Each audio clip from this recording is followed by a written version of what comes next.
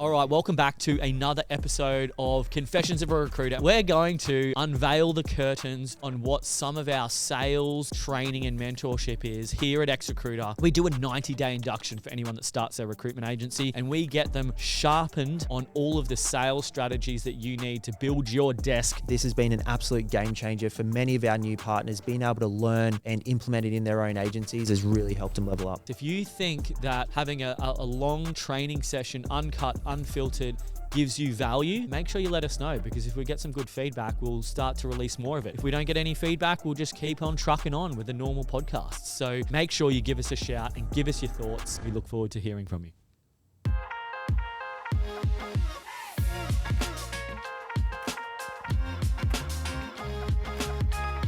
So we're here for our 90-day induction. So I wanted to give kind of a quick overview around kind of what we're going to cover in the 90 days.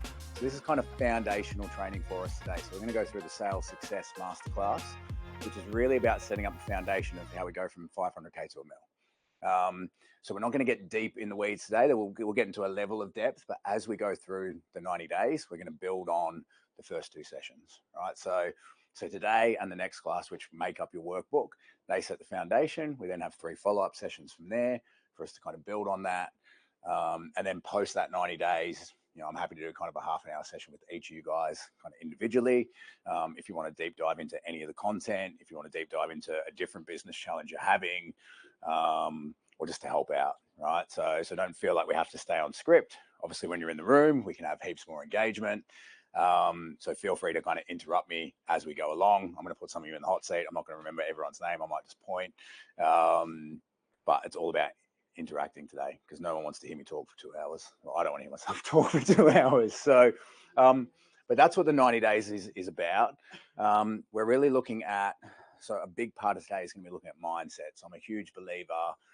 If we grow you as a person, that grows you as a recruiter, that grows your business, right? So how you turn up to work is the big game changer. Of course, we're going to get into skills. That's a given. But we want to focus on that growth of you as a person.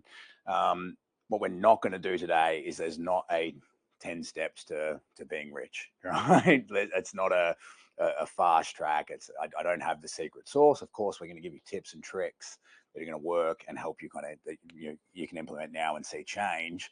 But there is no fast track in recruitment to go from A to B, right? There's no kind of get rich quick. So today is really going to be talking about discipline, consistency. How do you build in excellence over this 90 days that's going to get you there as you put more reps in?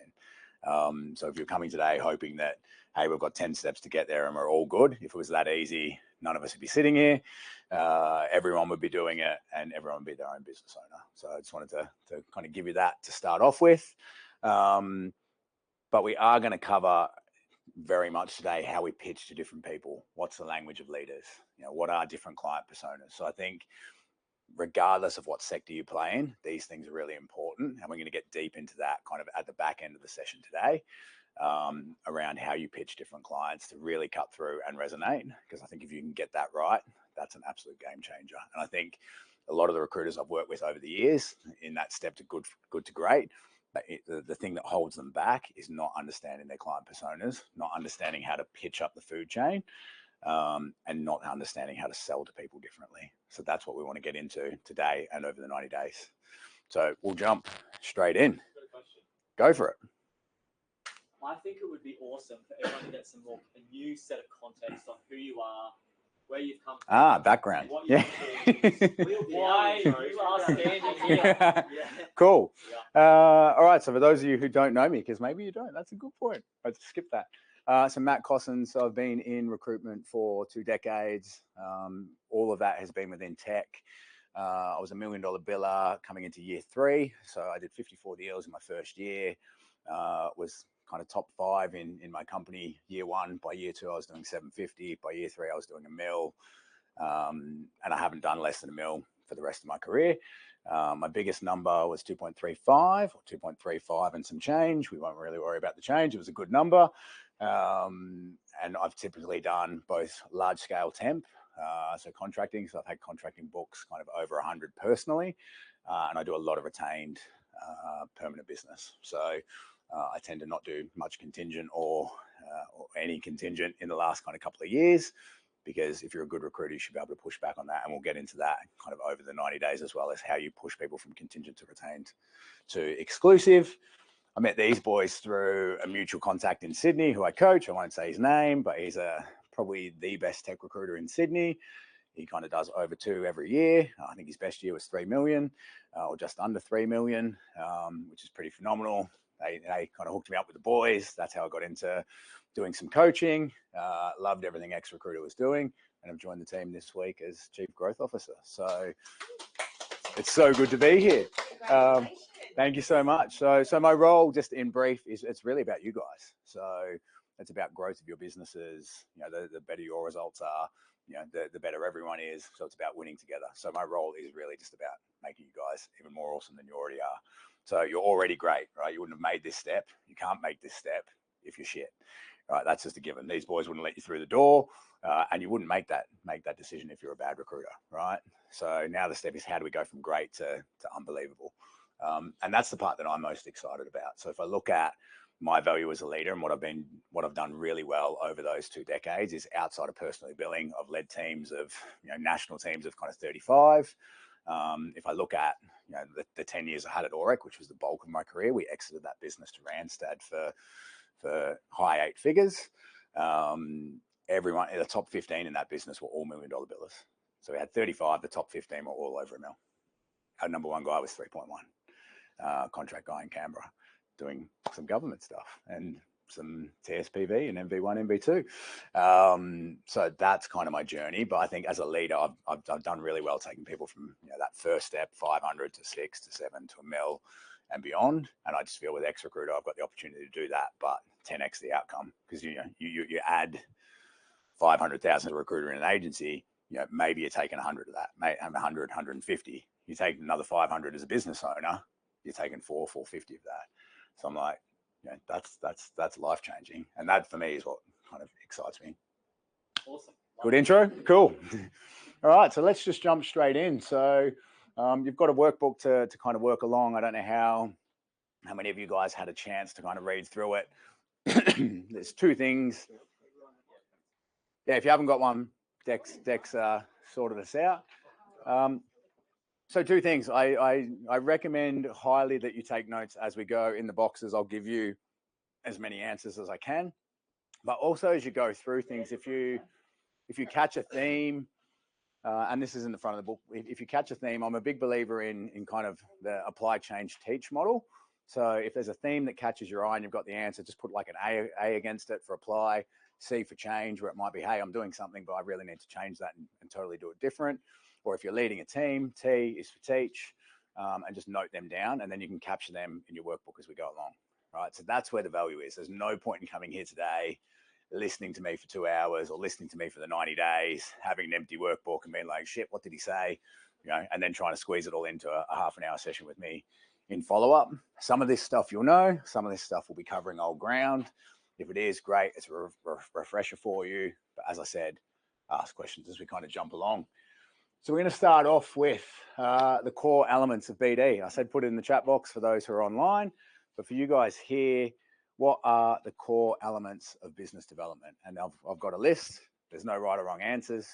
Just shoot them out at me. What do you think are the core elements of business development? Yeah, good. Yeah. Prospecting. Yeah, prospecting, definitely. Cold calls. Yep. What else? Yep, good. How do you mean? Like booking interviews. Yeah. Yep. Just for the guys online, when someone says something, would you be able to repeat it? Yeah, cool. So we've had cold calls, client meetings, solution selling, floating candidates. Yep, reverse marketing. Good. Industry research. Yeah, industry research or white papers, I think is good. What else? Building rapport. Yep. Establishing relationships. Yep, relationships is really good. Knowledge sharing. Knowledge sharing is good. What do you mean by knowledge sharing? So, sharing articles and taking clients or prospects to events and those sorts of things. Yep, so sharing articles or events, really good. What else? What else? There's a few we're missing. Ad chasing. Ad chasing, yes, yes, yes. So I want to touch on it. So I'm going to. So let's touch on ad chasing. Who here ad chasers? Yeah, cool. Okay, a few of you. Cool. So ad chasing, I don't do a lot of it personally, right? But I know many recruiters who that's all they do. My 2IC at 𝐸𝐸𝐿 in Melbourne when I left did 1.3 mil. All he did was ad chase. Literally, all he did was ad chase. So he played in dev in tech. There was not a dev ad in Melbourne that he did not call. And all he did was call them the day the ad went out, knowing he's going to get a bugger off, diarise the call a week later. Just did that for every single customer he saw putting that out. And that's literally how he built his client base. So yeah, and his pitch was literally the same, right? And I'll give you his pitch, right? Because it's quite funny. So he'd ring and he'd be like, "I'm Statio Paleologos from 𝐸𝐸𝐿. I specialize in IT recruitment." What the did he just? And like, I laugh, right? And I love Stas. So if he ever sees this recording, I love the man. He knows that. But I think he just bamboozled people with his name, and then they're like, "What did he just say?" And then he'd be into his spiel, how he, I'm an ex developer. This is my value. This is what I can bring to the table. Where are you at with your role? Direct, to the point, brief, $1 million biller. So there's multiple ways to skin a cat. I'm not saying everyone should go and do that, but it has a place, right? So for people who aren't ad chasing, it 100% has a place. It's good to get your name out there. It's good to build resilience, and it's good to just build that BD muscle. So I go into an ad chase expecting to get rejected, enjoying the fact I'm going to get rejected. Is ad chasing essentially just really transactional recruitment? Yeah, super transactional. Yeah. Could you turn that transactional method of recruitment and try and build a relationship for long term? Definitely. And I think over time you can do that. And when we talk about how we pitch to different personalities today, we'll get into some of that. But I think at its outset, it is transactional. But if you can add value, create a really good hook, that can lead to a relationship. So I never look at an ad chase like I'm trying to pick up a job. I'm just trying to get a meeting. I want to sit down in front of you and show how I add value. Right? So I just want to hook there, and we'll get on that later today. What else have we got? A couple of other things that I think are important. What's the question again? Core elements of BD. Really, hit list? Yes. Yep. Numbers, Yep. Hit list. dropping into like centers, like just dropping in with your Yeah, I love a drop in. Yeah, I love a drop in, especially for the guys in logistics land. They love a drop in. we target, so we just Well, you can do that as well. Yeah. I don't know if I could just walk into Google and be like, "Hey." No, we don't. Too rude to you, No, Yeah, love it. Just people you're gonna have to deal with. I love that. Construction site, just getting the finger. Yeah. Depends how good looking you are. Cool. So I'm going to give you a couple of others. Reference checks. Anyone who's using a reference check tool, in my opinion, should be shot. That is one of the easiest places to prospect, take a reference, have a conversation, add value. You're talking to a hiring manager, you're talking to someone senior. I hate reference checks. Every recruiter hates reference checks. You've got to learn to love that and go, this is the path to a deal. This is the path to a new relationship. Just change your mindset on that. But so many people use a referee or whatever. Hopefully we're not partnered with referee. They'll be like, oh, God damn it, he's been here 1 week and he's killing it. 1 week and he's killing it. Yeah, for me, you should be ringing referees. Right. Of course, if it's just a second one and it's transactional, it's low level, don't worry. But if it's a hiring manager, you should be making that phone call. Huge, important piece of BD. A couple of others. I've got trigger events, and we're going to get on to trigger events today. What is a trigger event? How do you monitor them? So I'll leave you in a little bit of suspense for that one. What else do we have? Contractor and candidate care. Huge way to win business. I've won accounts. I've won new hiring managers just by being different from a contractor care point of view. So a simple method there and a quick story, because I'm conscious we've got a lot of slides to go through and I'm going to talk too much on the first one. But I had a really good customer, Gemini. They're in the utility space in Melbourne. I got a little pocket into their team with 10 contractors, and I just made sure I was out there at least every month meeting a different contractor and walking their project floor. Then I was doing gifts for Easter, gifts for Christmas. Just easy stuff, right? By the second Easter, my contractor base had grown from 10 to 25. I took out 25 Easter eggs. They were taking photos and sending it to the other agencies. Why aren't you looking after your people? Right? In that second year, I went from 25 contractors to 65. Right? Why? Because I sat down with the program director and she's like, Matt, I see you here all the time. Like, you know, and she had a few challenges on her program. She's like, would you be here half a day and just help us with HR? We're going to scale from 150 in the project team to 250. I was like, yeah, of course. And she's like, but we'll have you in the resource meeting, so you'll find out about everything first. All right. So I was on a panel with 5 suppliers, and I was getting roles exclusively 3 days before they got released, to the point where the other agencies thought I was paying them off because I was filling every role. It's like, no, and they said, no, Matt's just on site all the time. Like, he's here every week. Right.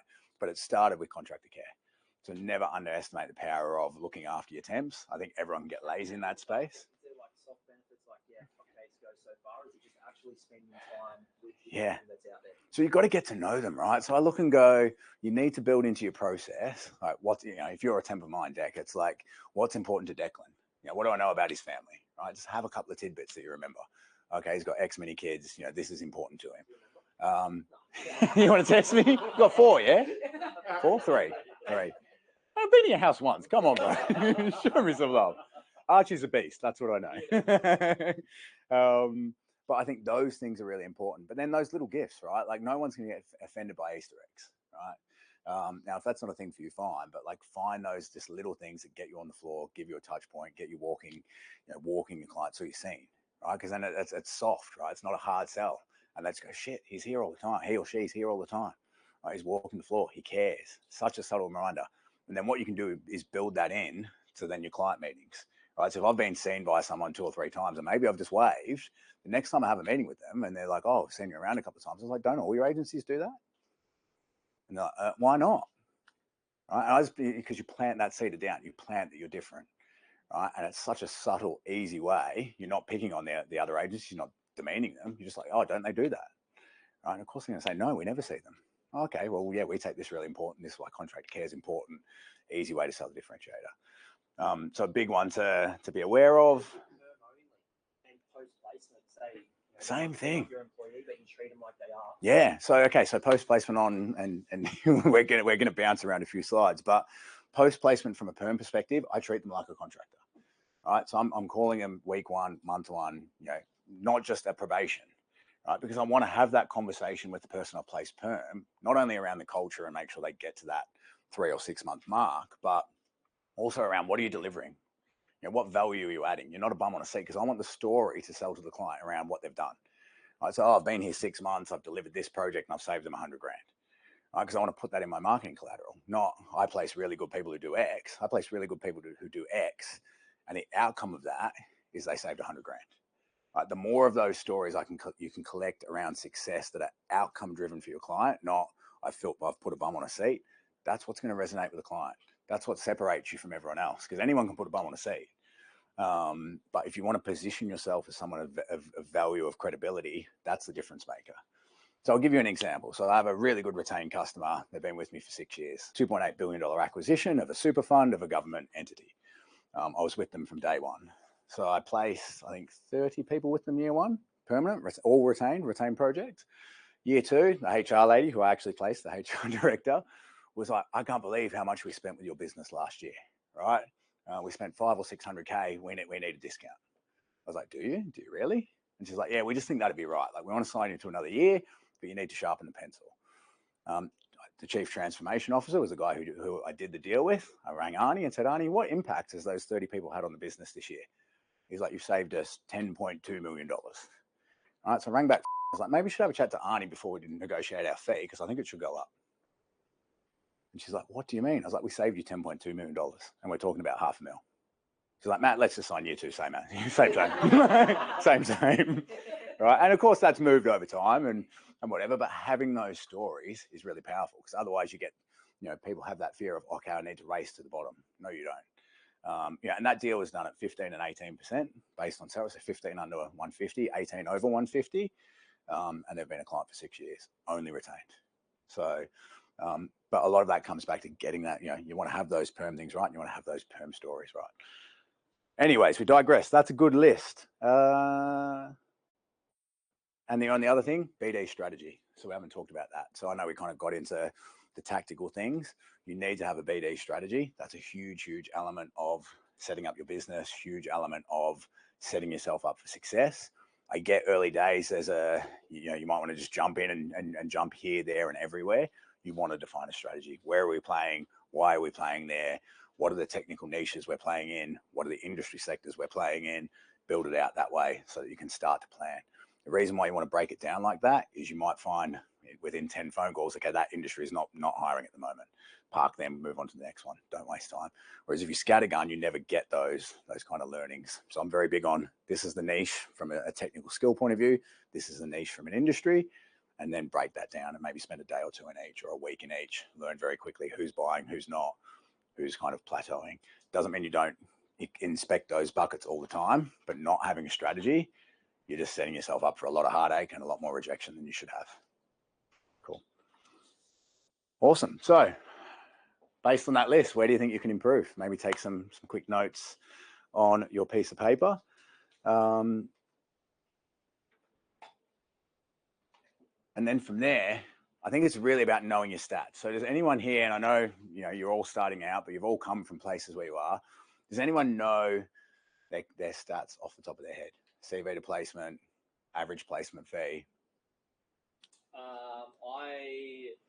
My average interview, candidate submission to interview ratio is usually 2 to 3. Yep.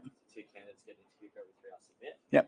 And generally, 3 interviews and a deal. Yep. Is generally my stats. If I lock in 3 interviews with a client, I'm almost guaranteed a deal. Yeah, awesome. Average fee? 16. Yep. Yep. Cool. Awesome. Does anyone else know those stats off the top of your head? Whether that's temp or perm? Yeah, roughly. Yep. So average about 5 candidates per job and about 3 interviews, and average fees around 18 to 19,000. Yeah, awesome. So these are really, really important stats to know. So if you don't know them, jot them down, work them out. Right? You should be tracking these stats monthly, not because I'm a stats or a stat police guy, but that's how you reverse engineer how you're going to be successful. Right? So also, just to add to that, you guys don't have to record anything. If you you got Loxo, yeah. Directly, yep. The reports will give you all of this information straight away. So if you're using submissions, send outs, and everything's booked in Loxo, then the reports will just happen. Yeah. So a lot of people don't spend time here. It's super important because you can literally backwards plan how you're going to be successful. Right. So if you know your CV to interview, you know your average placement, how much money do I want to make? How many deals do I need to do a month? Break it down, make it really, really simple, and start to build a plan. So you're going to work out over the 90 days. I'm very big on plan, plan and execute. But a lot of people don't have that data or don't use that data. And then once you know that, you can then look at the levers. Okay, so is my CV to interview ratio off? Quality of candidate problem. Is it an interview to placement problem? Is it an average fee problem? Can I get my average fee up? All of those things, you can then look at the levers if you actually understand them. But the best place to start is to understand the basics. I'm not going to go too crazy on them at the moment. But there's probably 2 or 3 outcomes that I think are really important, and there's a shit ton of noise for any recruiter.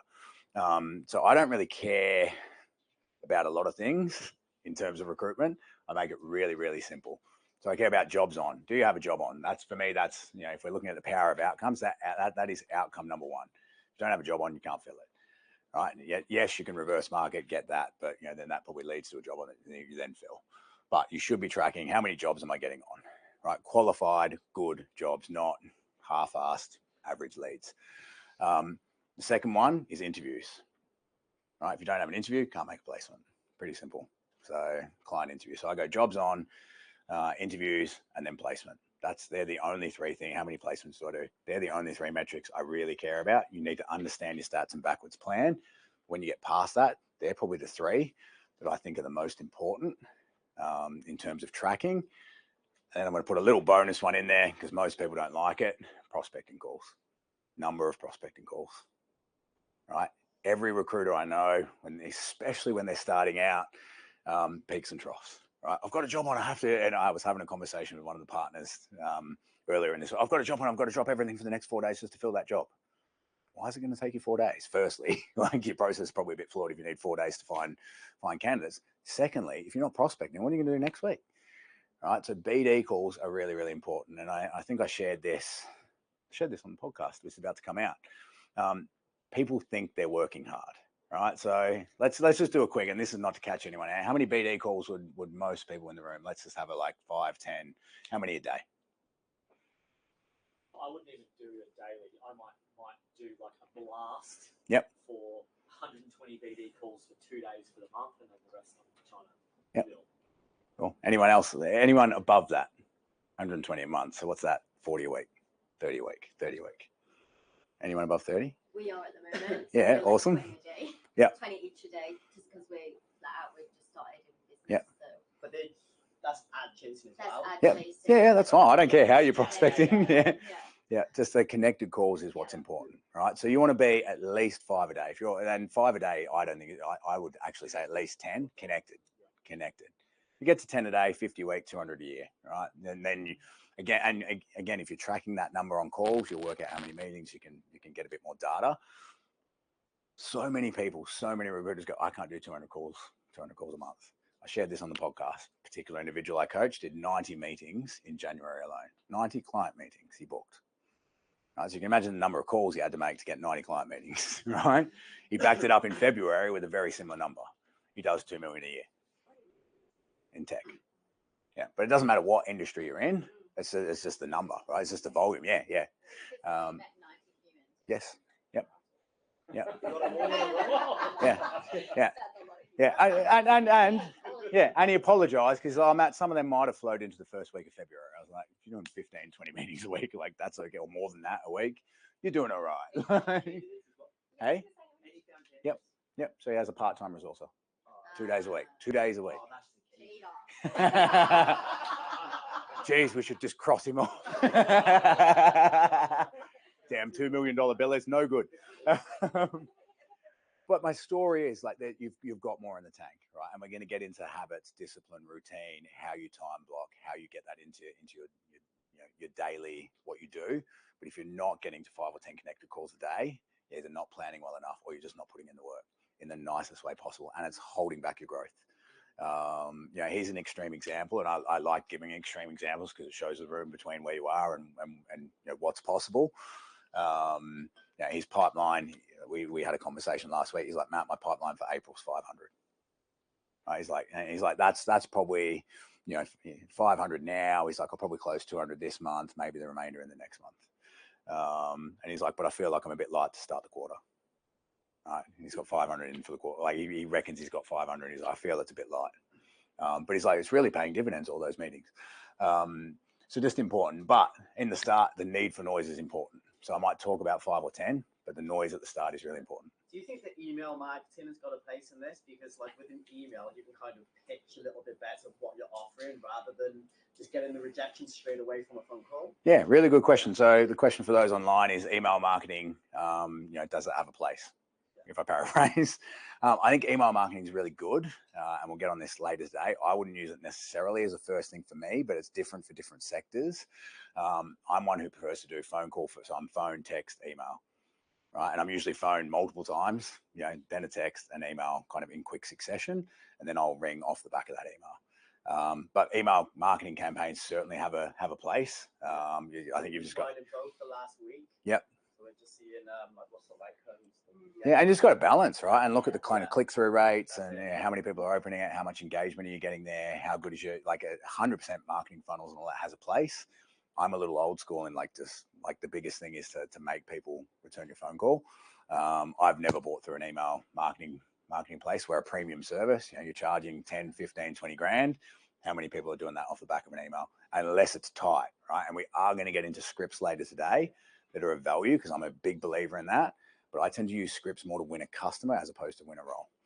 And we'll get into the language of leaders and how you position yourself so that they do that more often.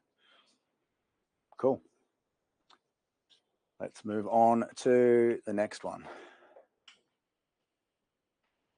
All right, that is working.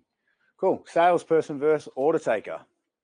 One of my favorite things to talk about. What's the difference between a salesperson and an order taker? So let's talk about an order taker. What does an order taker do, Deck? Or did you want to ask a question? Oh, the order taker takes the order. Never pushes back. Yep, awesome. Never says no. Never pushes back, never says no. Yep. No control. No control. Love it. What else? Hunter versus gatherer. Yep. Awesome. Hunter versus gatherer. Yep. Yep. Yeah. Or hunter versus farmer. Yeah. Gatherer, farmer. Yep. I agree. They're a farmer and order taker generally. Yep. Huge difference in billings. Yep. Night and day difference. What else? Difference in their ceiling. Yep. Yeah. Love that. They don't take their job serious. They're just doing recruitment for a bit of a time. Yeah. Maybe. Yeah. Salesperson or like lack confidence. Yeah. They do lack confidence. The order taker lacks confidence. Yep. The salesperson is a bit more plain, whereas an order taker just. Yep. Yeah. So I'd say the order taker sits and waits. Yeah. All right. They wait for the phone to ring. You know, salesperson picks up the phone, like make shit happen versus sit and wait. Very reactive, only qualifies the order. So most order takers, when they take a job brief, and we get into job briefs later in the 90 days, they take the most placid, you know, like tell me the top 5 skills, tell me this, tell me that. They don't push back on anything. They don't try and open up the brief. They literally just go, give me the ABC, and off they go. I love being up against an order taker because I'm going to kill them, right? And we're going to get into what a good brief looks like. Because they just have no idea. They don't actually know what they're looking for, right? They literally just go, oh, that client's told me this is their shopping list. I'm going to go and get the shopping list. No client ever buys the shopping list, right? There's something behind that shopping list. There's an outcome they want them to achieve. That's what I get to, and that's what I coach my candidates to get to so that they win. Order taker doesn't do that. I think they're commoditized. You know, lower fees. I think we talked about dollars. You know, they can make a living. They're not going to be in the top 1%. Right? Everyone in this room, you know, my goal for you over the next 12 months, the reason why I'm here is I want all of you in the top 1%. Right? So there's not a reason why everyone in this room can't be making more than a surgeon, a doctor, a lawyer. And that's why you do recruitment, right? That's 100% why you do recruitment. And the thing I used to love, you know, when I had those 15 over $1 million, it's like we'd literally sit down and they do top 20 professions every year. It'd be like heart surgeon, 300 grand. And I'd be like, the top guy makes $1 million, right? So, you know, that's why we do what we do. I was saying to the boys yesterday, recruitment at 100, 150 grand sucks. Go and do something easier, stack some shelves, do some shift work. Yeah, at kind of above 150, you know, maybe 250, it starts to get fun. 250 plus, it's like life changing, right? Like absolutely life changing. So, but the order taker's never seeing that. What about the salesperson? What else does the salesperson do? And don't just say the flip side. Give me a couple of real examples. Trusted advisor. Yeah, love that. Trusted advisor. Consultant is good. The depth of relationships. Yeah, depth of relationship is huge. Yeah. Because I don't think many people look at what they do now as like a compounding effect. Like we're 5-6 years into business, and like the relationships you get are insane. Like you get on the phone, you know, their wife, their kids. Yeah. And it's like you go to their house and see them, and that compounding, and then people telling that story to their friends, and it just sort of spreads. Yeah. If you just stay in that order taker mentality, you can be there for years. Yeah. And that's when you're talking about like the guys that don't, recruitment sucks, and do that for a bit. Yeah. Because they never got over level 1. Yeah. Yeah. Bang on. What else? Getting to a point where your client, it's just like the trust factor. Like I'll have a client call me and be like, can you headhunt Billy Bob for me? Like they're giving you the person to call because they completely trust your capability and they know you can get that person across the line. Yeah. You're the only person to do that for them. Yeah, I think that's huge. I think that's that trusted advisor kind of consultant. I take that one step further. If you can get a client who brings you in while they're planning, right? Like we're going to build out we're doing X, Y, Z. What would you do? What's in the market? Yeah. Right, that's where you want to get to, is that you're in the room when they're actually shaping the brief. And we'll talk about that. Yeah. So that number one customer I talked about, Serve, that I do a lot of work with, I sit in on every one of their interviews. Right. And at first I was like, why? Like a couple of their technical guys were like, why? Matt's not a technical guy. And I'm clearly not technical when I sat in a few of their interviews, right? They were mind-bogglingly technical. I'm like, guys, the reason I'm there is not to validate the technical part. I can't do that. I can do it to a point, and you do it well beyond my level of capability. But I'm there to help close the candidate, do a debrief with you straight away, and help you sell the role and help you be a better interviewer. So what I find is most customers don't interview well. They actually interview really, really badly if you've seen it on their interviews, right? And that's that 1 hour that's the difference between winning and losing. So if you can get in that room, and it's not about ratting them out and going, that's a bad interview. It's about going, this is how you should pitch yourself as a customer. This is how you should pitch yourself as a leader. Here's how you could get better at interviewing technique. Here's how you can get better out of not just my candidates, but every candidate you interview. Is that the difference? Sometimes you send the same candidate to two different interviews and they both have a different reason why they don't like them, because they both don't know how to interview. They don't know how to interview, right? And what happens then is people tend to buy the people who are just like them, not the person who can do the job. You're more likely to have more fallouts, and your life just becomes hard. So your job is to create certainty. Your job is to make life easier for everyone. And most people miss that craft, right? But if you can get yourself into interviews with your customers, absolute game changer. Absolute game changer. Recession proof. I think a salesperson is recession proof. And I think we've seen that through COVID. A good recruiter or a great recruiter makes money whether the market's up, down, or sideways, right? So I've done over $1 million for pretty much from the day I got there. That was the benchmark. I don't do anything less. I went through GFC, grew. Went through COVID, grew, right? Because a good recruiter finds a way, right? A salesperson finds a way. And for anyone who dipped, some people dipped through COVID. For most people, I think it was they were working from home. They lost the energy. They switched off. They just didn't do the activity. I can tell you the teams I led through COVID, there was not an ad in everything was ad chased. Every customer's call, we found out very quickly what industries were buying, and we pivoted straight into them aggressively. And that's how we made more money. So if you're a salesperson, you're certainly recession proof. So when you're thinking about that, I think the question here, and it's the second question on the slide, is if we took away your current clients, right? So if none of you could sell to the customers you have now, could you be successful? So maybe a show of hands. Who thinks they could be successful? Yeah? Awesome. Hopefully, because that's why you're here, right? But I think that's an important question to always be asking yourself. I've led big teams. I'd ask them that every 6 months. And a few people will be like, yeah, I can do that. Okay, great. We're going to track your billings then outside of those clients for the next 6 months. We quickly found out that the bottom 20%, bottom 30% couldn't do it. Absolutely couldn't do it. Now, that's not necessarily the end of the world, but it means you're not a salesperson, right? So if you're a salesperson, you need to have a mindset that I'm continually growing, continually prospecting, building outside of my space. If you've got a customer that is more than 30% of your revenue, 30, 35%, you've got a problem, right? You're one decision away from being bankrupt. Right. So I've seen so many companies where they're like, I've got 70% spend here and some dribs and drabs. Right. If they outsource, they change supplier, you have a falling out, it's absolute game over. So a personal example, I picked up what is now Energy Australia, True Energy, in 2007. Biggest customer I'd picked up at the time. It was one of my big kind of flagship ones. I won them on a voicemail. Story for later today, maybe. We picked them up. I got very quickly 35 contractors in. I was like, this is easy. These are like the greatest customer in the world. I was very connected with their exec very quickly. We were winning everything. New CIO comes in kind of just past year one. Decision to outsource the whole thing. So I literally got a phone call. Matt, every contractor finishes in 1 month. 35 of them gone. Right? If they were my number one customer and the only place I had contractors, for me as a consultant, that would have been game over. Thankfully, I was well connected in the sector they play in, so I could redeploy 20 of them pretty quickly. I did a deal with the outsource provider to shuffle a few of them across as well.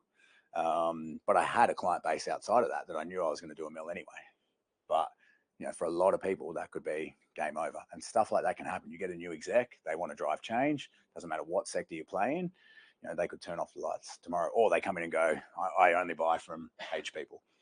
Right, which is good.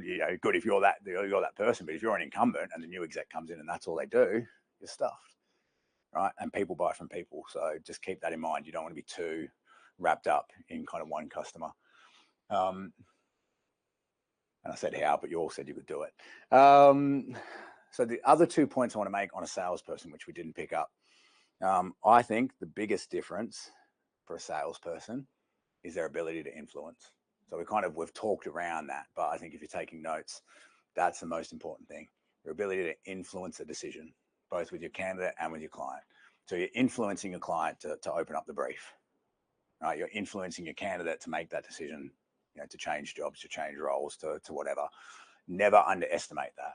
So if you look at, I think the 2 most important decisions you're going to have, what job you're going to do, who you're going to marry, right? So never, let that not be a thing in your head. So your ability to influence that is actually really huge.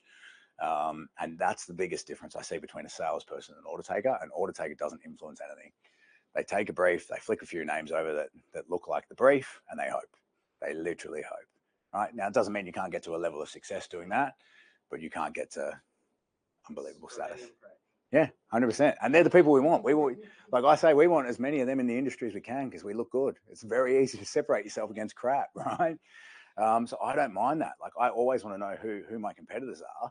If I know I'm up against the dud, I'm like, send the invoice, right? I'd be way more worried if it's someone who I know is in my space who's really good, right? And then it's like, I'm going to pull a late night. I'm going to stay all Friday because that person might actually beat me. But there's so many people in our industry that are bad that it's really easy to look good. Cool. We'll move on. Sorry. I want to go two other things. I just looked at my notes. Over delivery. So the other important thing as a salesperson over an order taker is over delivery. So everyone has this stupid cliche. What is it? That's what I'm looking for. Under promise, over deliver. Why the hell would you as a salesperson or a professional or a consultant, trusted advisor, under promise? Right? I'm just going to be a little bit shit. And then actually I was average, right? Like that's literally like, and I've heard it in so many recruitment firms, right? We're going to under promise and over deliver. Why the hell would you do that? I'm going to set the bar so freaking high that the competition doesn't even want to get near it. And I'm going to over deliver it.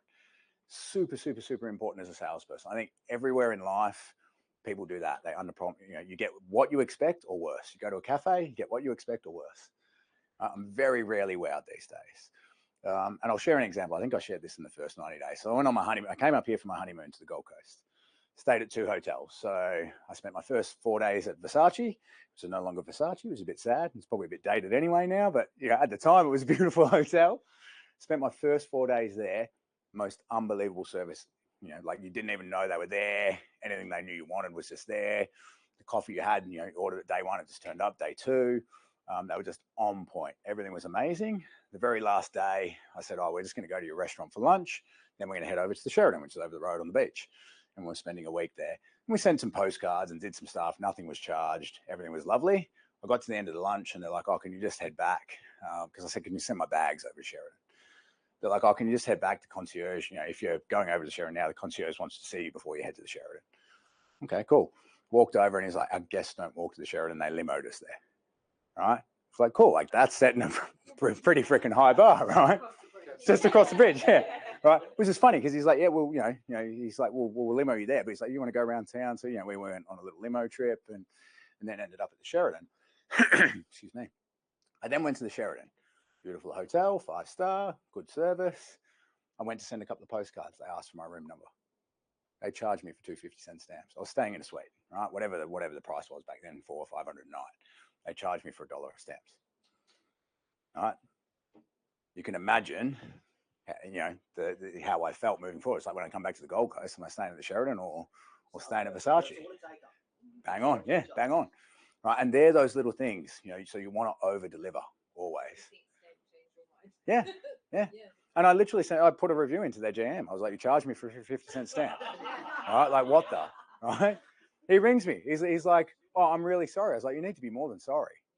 All right, like, I was like, I stayed at Versace. They limoed me to your hotel. You charged me for a 50-cent stamp. Where do you think I'm staying?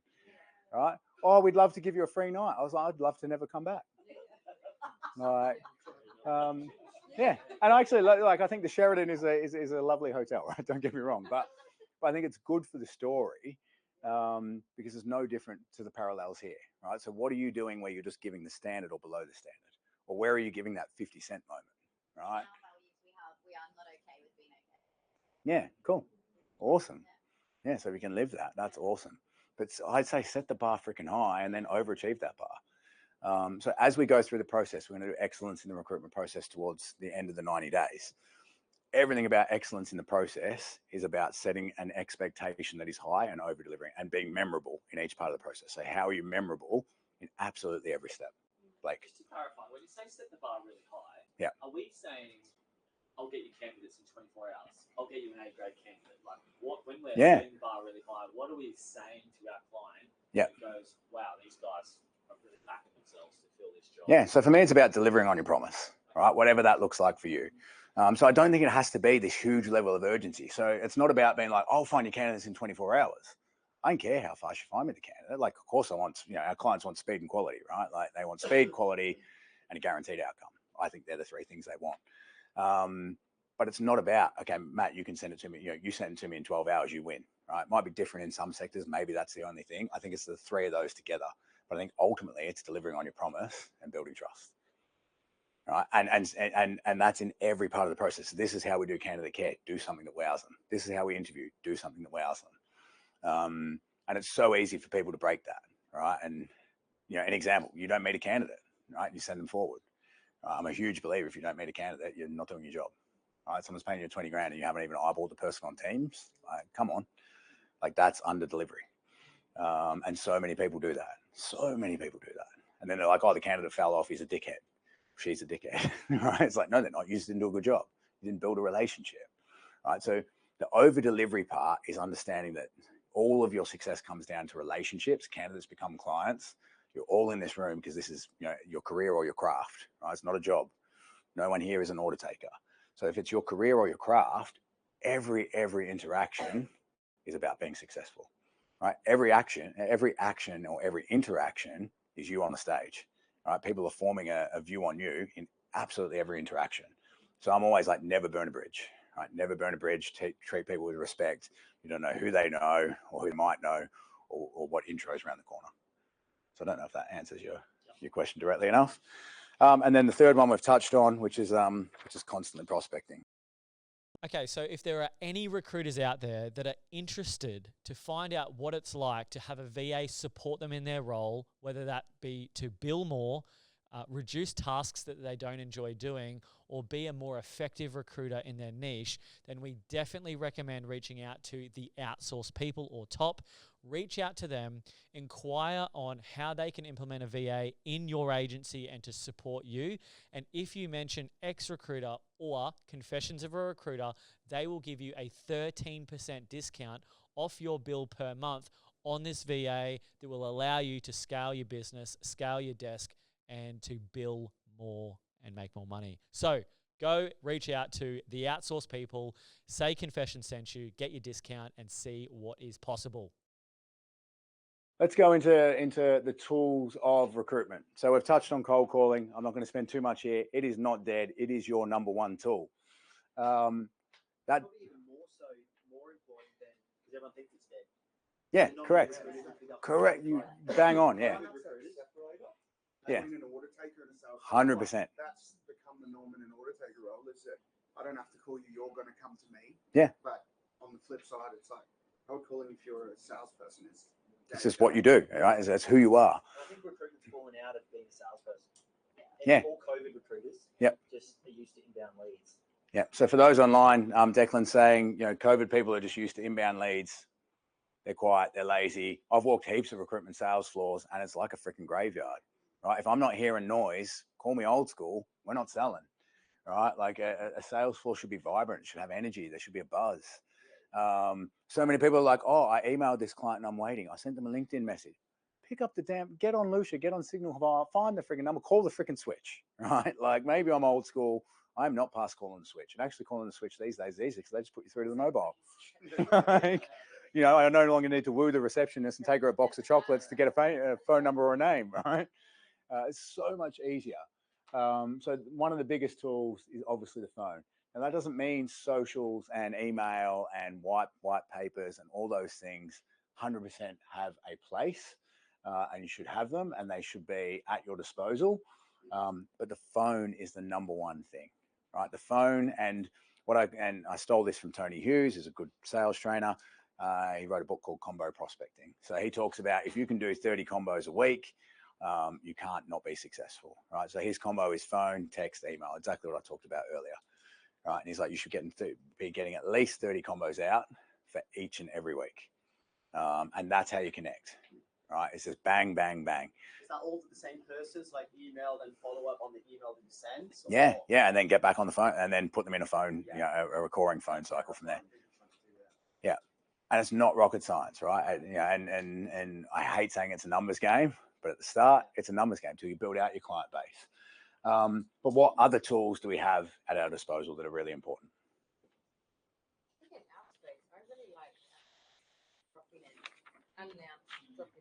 Yep. Because I think when you're on a, emails can be dismissed. Like how many emails do you get in your LinkedIn? And, hi, some of them don't even say my name. They're like, hi, blah blah blah. I'm like, you didn't even have any effort there. But I think if you're dropping in person, Yep. you're in their face. I'm much better in person. Yeah.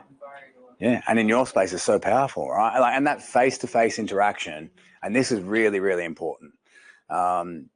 If you get a job off a phone call, right? If you get a job off a ad chase, unless that person's willing to eyeball you, you don't have a job, right? There's so much, like, that's just, that means they're giving it to either they're giving it to everyone or they're just getting you off the phone, right? And they're not really that committed.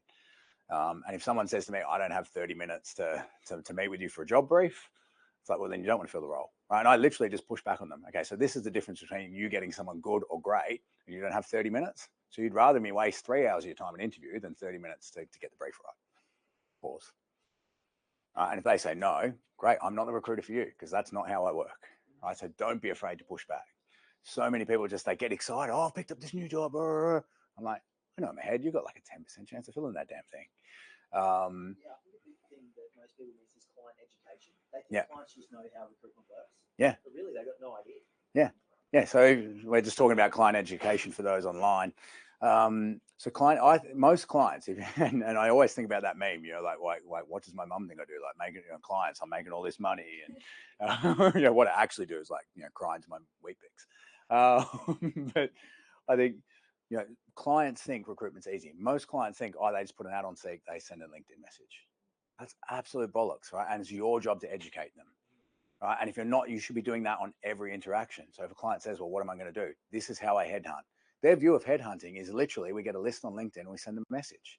Right? And if you don't say that, and I literally use that as a differentiator. I was like, I map the market out. I then headhunt everyone. The client and the client, nods and smiles. And I'm like, now what you might think, what most recruiters you work with, they'll say they headhunt. All they do is send a message on LinkedIn. And my job as a salesperson is to get that person on the phone and influence them to a decision for you. Right, that's headhunting. I map the market. I get those people on the phone. Right, I get their phone number. I call their switchboard. I get a referral. I get a reference. I go to my network. Right, make it real for them. Yeah, other tools like that I've used it well. Voice notes. Yep. Written letters. Yeah. Lumpy mail. Yep. Lumpy mail? What is lumpy mail? You put you put like booking. Like when you get a package and like, oh, look at this bit. Oh, that's a surprise package. Okay. Yeah. Yeah. Yeah. So. A rubber glove. Okay. Share. Tailoring our business. What is it? We will tailor our business to fit yours like a glove or something. It was a 3-step sales thing years ago. And we sent them. Cool. So for those online, and we're just sending rubber gloves. It doesn't sound as awkward as it is.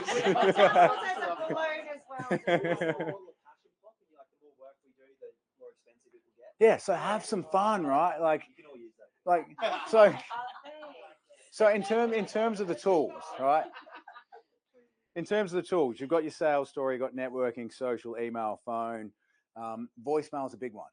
Right, so you should be leaving voice. I'm team voicemail. As I said, one of my biggest customers early in my career, True Energy, I won via voicemail. And I'll share the story. So the very first phone call I put into, she went spastic at me. I rang her. She's like, I don't want to hear from a recruiter who's not on our panel. You can F off, rah, rah, rah, rah. So cool. I quite like an F off, right? Like means I just get more excited. It's like, now I'm going to win you even more. Like now I want to have so much spend there that, you don't know what to do. So I put her in a call list for a month later. Got a voicemail, left this long wind. And so the reason I'm team voicemail is they've got to make a decision not to call you back. Right? And at least they're hearing you, they're hearing a name, they're hearing a company. You've got nothing to lose. Right? The worst case is they're not going to call you back. They weren't going to call you back if you didn't leave a voicemail anyway. So I left a message and it was like, Matt, Matt from Greythorn. I specialize in the utility sector. I know you guys are doing A, B, C, D. I specialize in, filling requirements in that space. This is the value I've added. I'd love to have a conversation. Right? Same lady who told me to F off a month earlier brings me back. Well, tell me more about those projects you're doing with. and a couple of their direct competitors. Oh, we're doing this. Oh, we're really struggling with these kind of 2 requirements. Will you come in and meet the manager, take a brief? If you win, I'll put you on the panel. All right. So we filled the 2 roles. Obviously, we got on the panel. Build out 30 contractors pretty quickly. She's like, oh, I think we should go to lunch. I was like, cool. Took the whole recruitment team to lunch. She's like, Matt, your first call to me was so good. You're amazing. That voicemail was just on point. Like, I just had to call you back. Rah, rah, rah, rah, rah, rah, rah. And of course, my boss knows I got told to fuck off. So he's sitting there and he's laughing. And she's like, hey, what are you laughing at? He's like, Matt, do you want to tell her the story? I'll tell you the story. It's like, the first time I called you, you told me to fuck off. And she's like, I must have been having a really bad day. She's like, but you're amazing. And rah, rah, rah, rah. So voicemail, I think, is really important. Right? Don't leave a voicemail on the first call. Like, make 2 or 3 calls first. Right? Yeah, I love the LinkedIn voice memo. But I always like a bit of friction at the start and build way better relationships. Yeah. One of my clients at 𝐂𝐥𝐚𝐬𝐭, he was like, mate, I said, oh, mate, you gave me your word, you pay the fees. Like, I'm not paying it, blah, blah, blah. I was like, oh, doesn't your word mean anything? He's like, oh, mate, it definitely does. I'll pay this fee to that. And then it became a retained assignment, and we went around Australia together. Love it. And then they had their first profitable year in 10 years. Yeah. The sales team. So I think the best relationships are forged through a bit of heartache. Yeah. Forged through a bit of conflict, right? And we'll get onto that more as we go on the 90 days. Couple of other things that we haven't mentioned. We've done case studies, references, referrals. But if you think about those tools, what ones do you need to change? Which ones are you neglecting? That's the big question. So I just want you to spend a couple of minutes there having to think about what are you neglecting. And there's one big one that we haven't mentioned. Probably one of, I think, the biggest tool at your disposal. Does anyone want to have a guess? Storytelling. Storytelling is good, but no, referrals. All right, referrals is the easiest way to BD. All right, if you're winning with someone, and the very first thing you should be doing with any of your customers you're winning with is looking at their list of, looking at their connections on LinkedIn. Who are they connected to? Maybe they don't know them all. Ask for the referral. Right, you should be asking for referrals all the time. Who else do you know? Who else is hiring? Who else plays in your space? So one of the very easy ways I picked up the whole utility sector in terms of transmission and distribution. It sounds big. There was 4 of them. I was doing a lot of work with United Energy. I placed their CIO, Alistair Legg, non-confrontational, pretty quiet guy. Placed pretty much his whole team and his whole project team. And we got a few months in. And I was like, Alistair, like, I'm working with you. I'm working with the guys at Gemini, but like, I can't get more than like, a 1 placement at Power Core, and I'm not getting where I want to be with AusNet. How can you help? I see you're connected to all the CIOs. And he's like, Matt, I meet all the CIOs for breakfast once a month. I was like, awesome. How do I get to that breakfast? He's like, you don't. He's like, you're a recruiter, Matty. You don't get to that. I was like, awesome, great. He's like, but what I can do is I'll send them all an email and I'll copy you in today doing a referral. Right? And he's like, all of them will meet with you. He's like, you can't get to the breakfast. He's like, that's just us talking shop, right? But he's like, all of them will meet with you. And literally that one conversation and asking for the referral opened up that whole sector. So always be asked. And I find most recruiters never ask for referrals. Like you talk to them about, how's your year gone? Yeah, good. And this. How many referrals have you got this year? None. Very common for me to get none when I'm running a training course.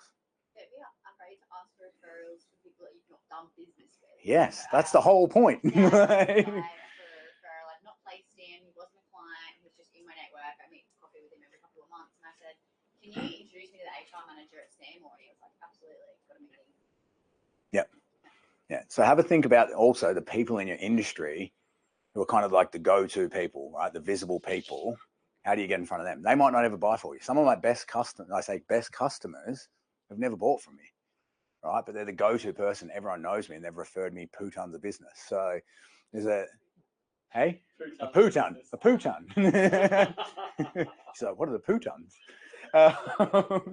So there's one particular guy in my network. He's an executive. He's moved 3 or 4 times. I've never placed him. I've never recruited for him. But anyone who is in his network who moves into an executive role, he gets me a meeting. 9 times out of 10, I transact. Right? And he's a good friend of mine, but he's always in weird innovation roles where he doesn't do a lot of hiring. But he's like, Matt, I'll just help you out. Right? So who are those people in your network that maybe you're not talking to that is that kind of go-to person or that connector? Build a relationship with that connector. And then the only other thing I want to talk about on the tools, and I'm a huge believer in this, as you bring a customer on board and you've done a bit of business with them, and I'm not a wine and dine type of person, but if you haven't broke bread with your client, they're not your client. Right, so you need to get them out to lunch. You need to get them out to dinner. It doesn't have to be anything swanky. And actually, I don't really like taking people to dinner or lunch. Truth be told, it's not my style. It's not my style. Most of my customers are similar, but there's a handful of customers that I know want me to win, and I take them out all the time for, every year for Christmas dinner. But any new customer, as soon as I've transacted and done a handful of deals with them, I want to get them out to lunch. Right, I want to get to know them, their family, their story, be memorable. Share a few stories about myself, and this storytelling part, which we'll get onto later, you really need to think about what sets you apart. What is that story that person's going to walk away and be like, geez, like I want to talk to that guy again or girl again. Really, really, really important. Cool. So have a think about what you're neglecting, have a think about what you need to change, and we'll build that in as we go.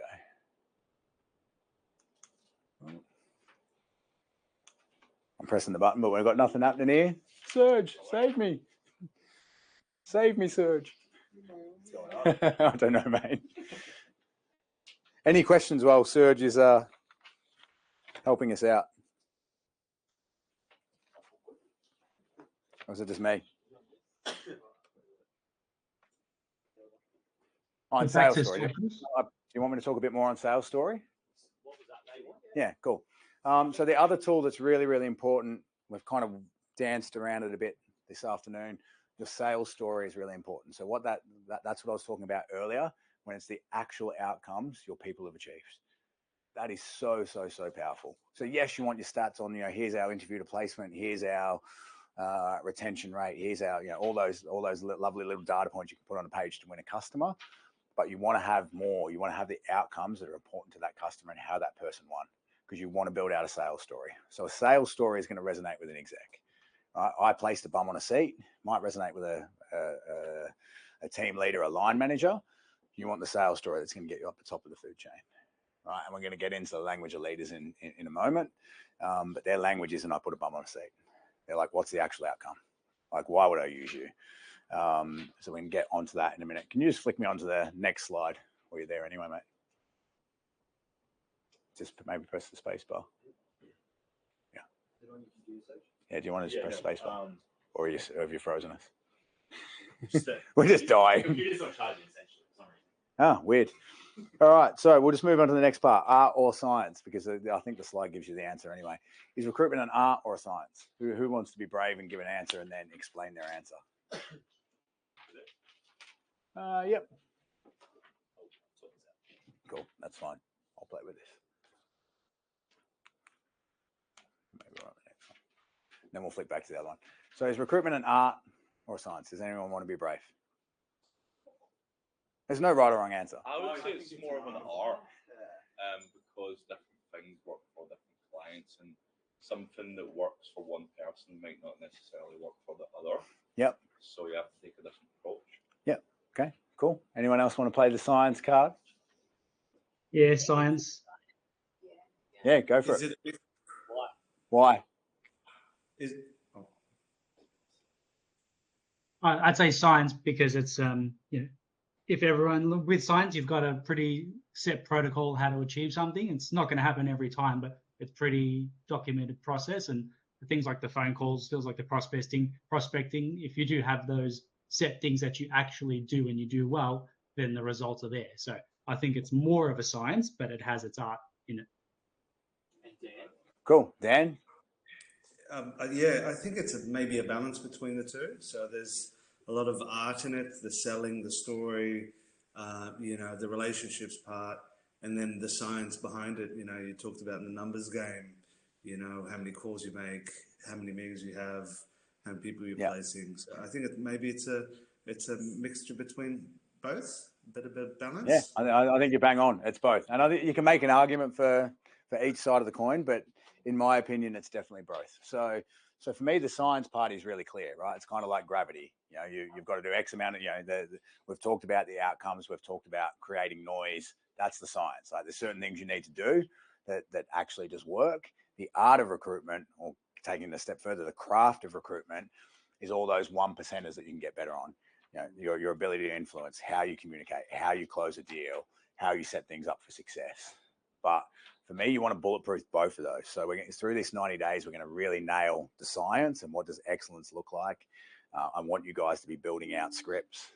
Not that I'm like a read from the script like a robot, but I want you to have clear processes that you don't neglect, right? And it's easy to do that. It doesn't matter what level you're at. But if I look at the good people, even if they've got dot points or a checklist, having that is super, super, super important.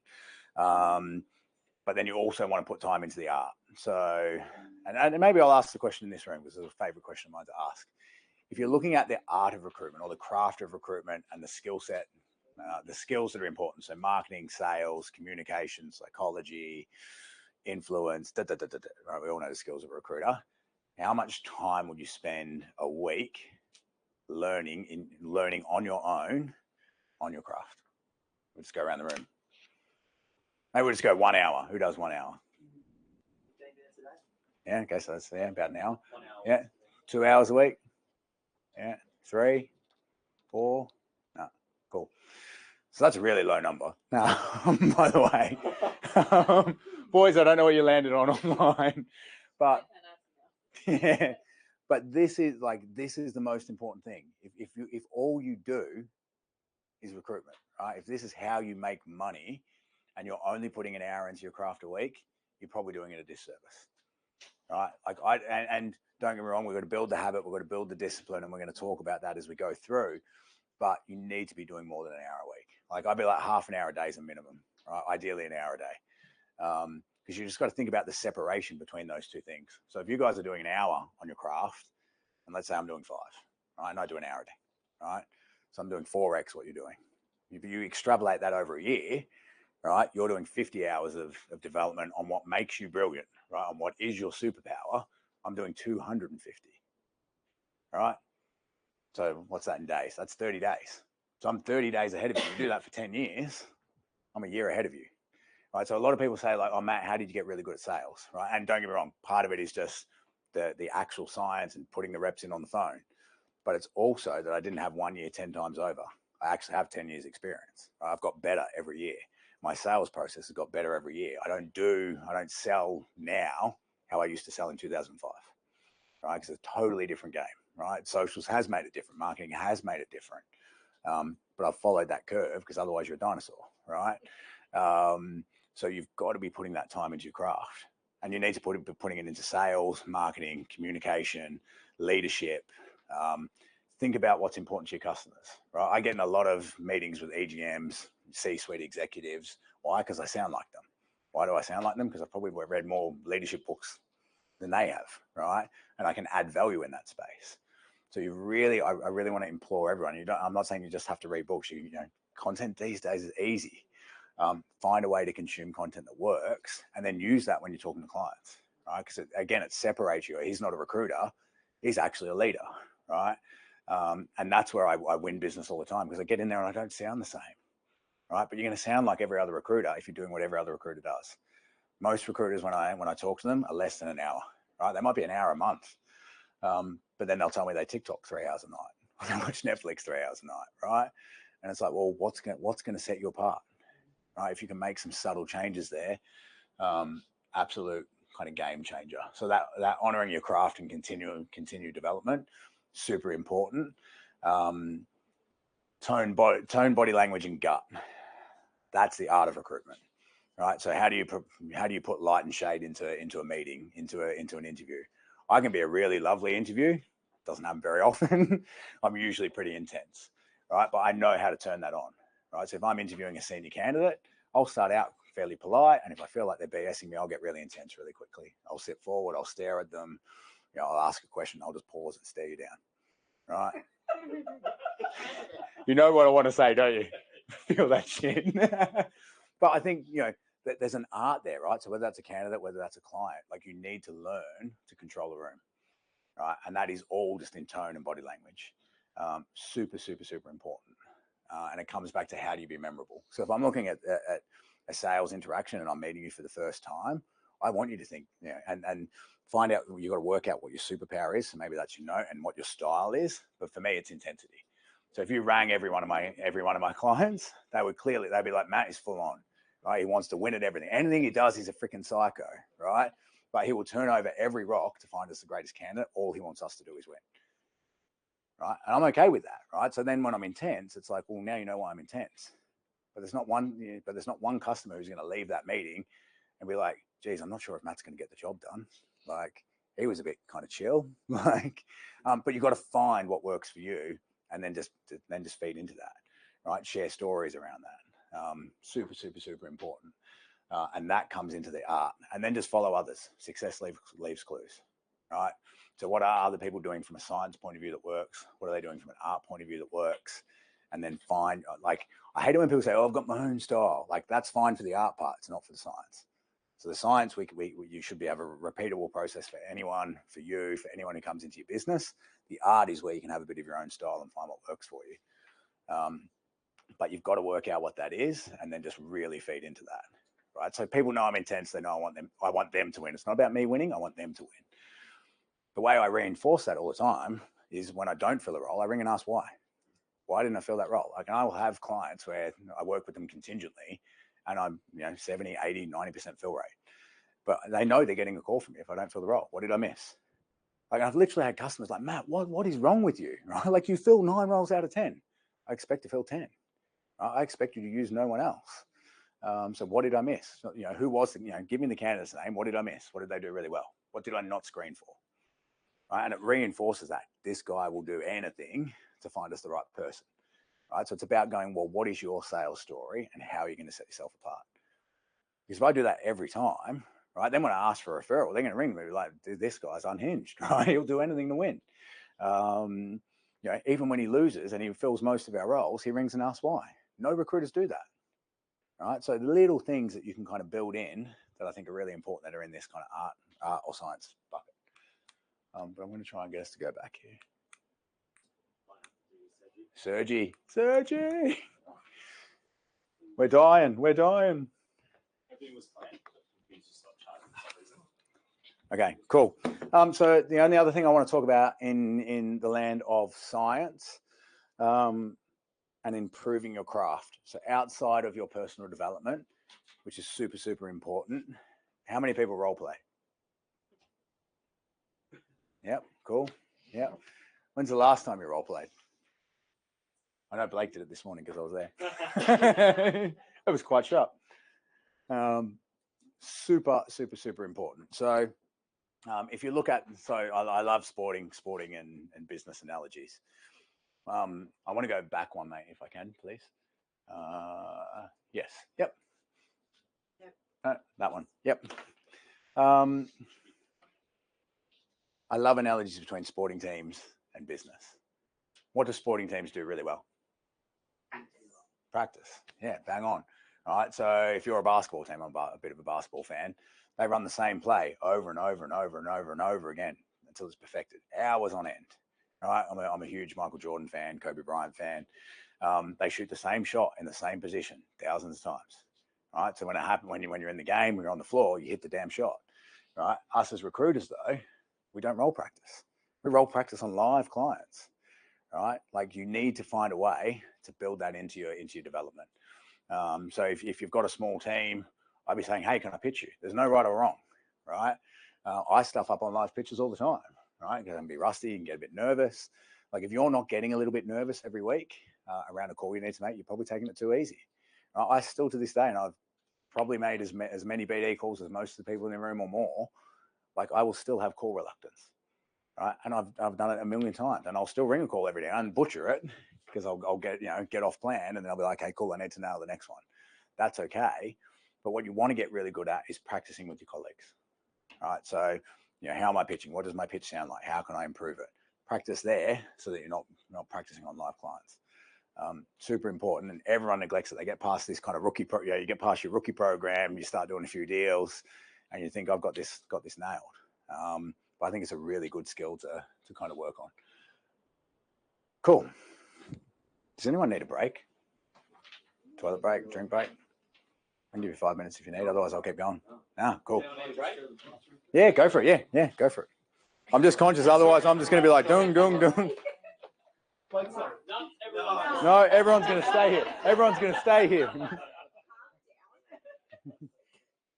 And so, and if you need to go to the bathroom, just walk out. Like you don't actually. I'm not. I won't put that on the video. Yeah, you don't need to put your hand up. I'm not a teacher. I'm conscious I've just thrown a kind of lot at you. Does anyone want to ask some questions on kind of what we've covered thus far, either online or in person? I've got a question and a scenario. Yeah, awesome. I'm dealing with at the moment. So, yep. You said about over-promising. Yep. I've got this client that I'm trying to win terms of business with, and yep. they're down in northern New South Wales. It's yep. a really hard area to fill. Yep.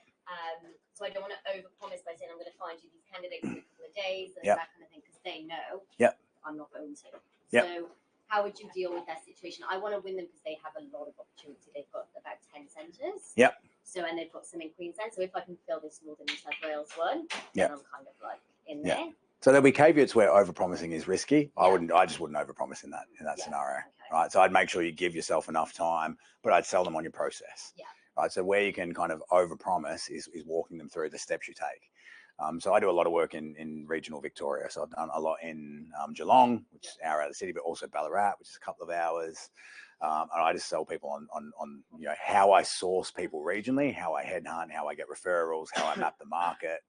So I kind of over-promise and over-deliver there.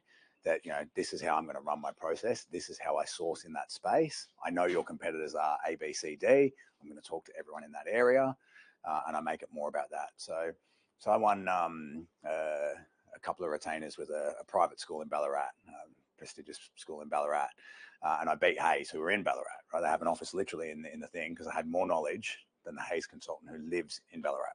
Yeah, right. And all I did was map the talent pool for CIOs and HR directors because they were filling both. Said, this is how I do regional, right? And this is what I've done in Geelong. This is what I've done in Warrnambool, which is, you know, way worse than Ballarat. This is what I've done in Bendigo. Yeah. And the guy's like, you've done nothing in Ballarat. I was like, you're spot on.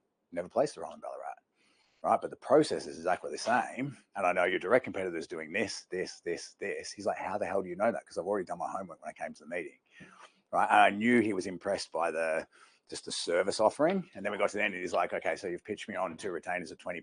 If I give you both, will you get a discount? I was like, no. Yeah. Right. And he's like, what do you mean? And the current HRD knew me from a past life. She kind of smiled. And he's like, so you won't give me a discount if I give you both? I was like, no, I'm happy to walk away. And he's like, oh, well, I need to the end of the day to think about it. I was like, that's great. Take as much time as you like. Like that's the fee for service. Yeah. I hadn't even got home because it was a 5-hour drive, and they picked up the phone and they're like, you've won the business 20%. So as long as we're going to provide, we can get a discount off them, but they can't ever get a discount off us. Yes. These boys are like, what's going on? Matt negotiates everything. So Matt, is there any like, if you're researching before you go to a client meeting, like, I don't think I've got a process of I need to know A, B, C, D before my client meeting. Is there some sort of template framework? Yeah. Go, all right, these are the 5 things that I need to know before my client meeting, so I can go and smash it. 100%. So if I'm going into a client meeting, and it's a bit of a double-edged sword here because I hate recruiters who use research as a reason to procrastinate, not pick up the phone. Right. So I think it's different going to a client meeting than it is researching enough to pick up the phone. So for me to pick up a phone, pretty much I need to know what your core business is, who I'm selling to, and that's about all I need to know. If I'm looking at going into a meeting though, I want to be over prepared. Right. So the kind of 2 words in my head are always present and prepared. And my prep is gonna nail everyone. So I'll have already mapped the market, your direct competitors, who's in your geography, where I would hunt talent from, and I'll openly have that conversation with you. Right, because I want to be seen as different. Because every recruiter goes in with the same thing. Every client visit is the same. Tell me about your team. How long have you been here? Tell me about the team. How do you recruit? What's the mix of contract versus perm? When's the last time you hired? How do you hire? What's the process? Right? Everyone can do that off the cuff. Everyone in this room, if I said, give me a client visit, I'm sure we could spend 5 minutes here and pretty much all be within 1 or 2 questions of each other. But there's no value add there for the client. Right? I want to show extreme value. I want them to know I've done my homework. I love looking at if they're ASX listed, I'll have a look at their annual report. I'm not reading their financials. I don't care about their financials. I care about what does their executive say they're doing? What projects are they working on? How does that maybe fit into the person I'm meeting? right? So so I'm in tech. If the CEO says we're going through a big transformation and we're really interested in data and analytics, right? So Tabcorp had this scenario. I want to go to you as the data analytics manager and be like, oh, I noticed in your annual report the CEO was talking about this. What does that mean for you? I'm like, how the hell does this guy know this? It was in your annual report, right? But no other, and it can also feed into, he's like, oh, I've never been asked that before. Do your other recruiters not do their homework before they come? Right? Like it's about, and again, you can tell I'm fairly provocative around if other people don't do it because it's an easy way to separate. But if you do your homework, it's really easy to stand out. So that Ballarat example, coming back to your question, because I could demonstrate their 4 or 5 competitors, talk to the names, and I actually knew, and I said to him, I've already rang a couple of people before this phone call, knowing you're looking to do this.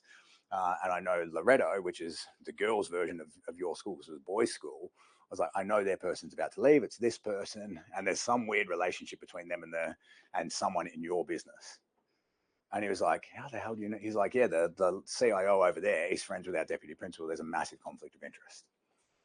And he's like, how the hell do you know that? And I was like, because I do my homework.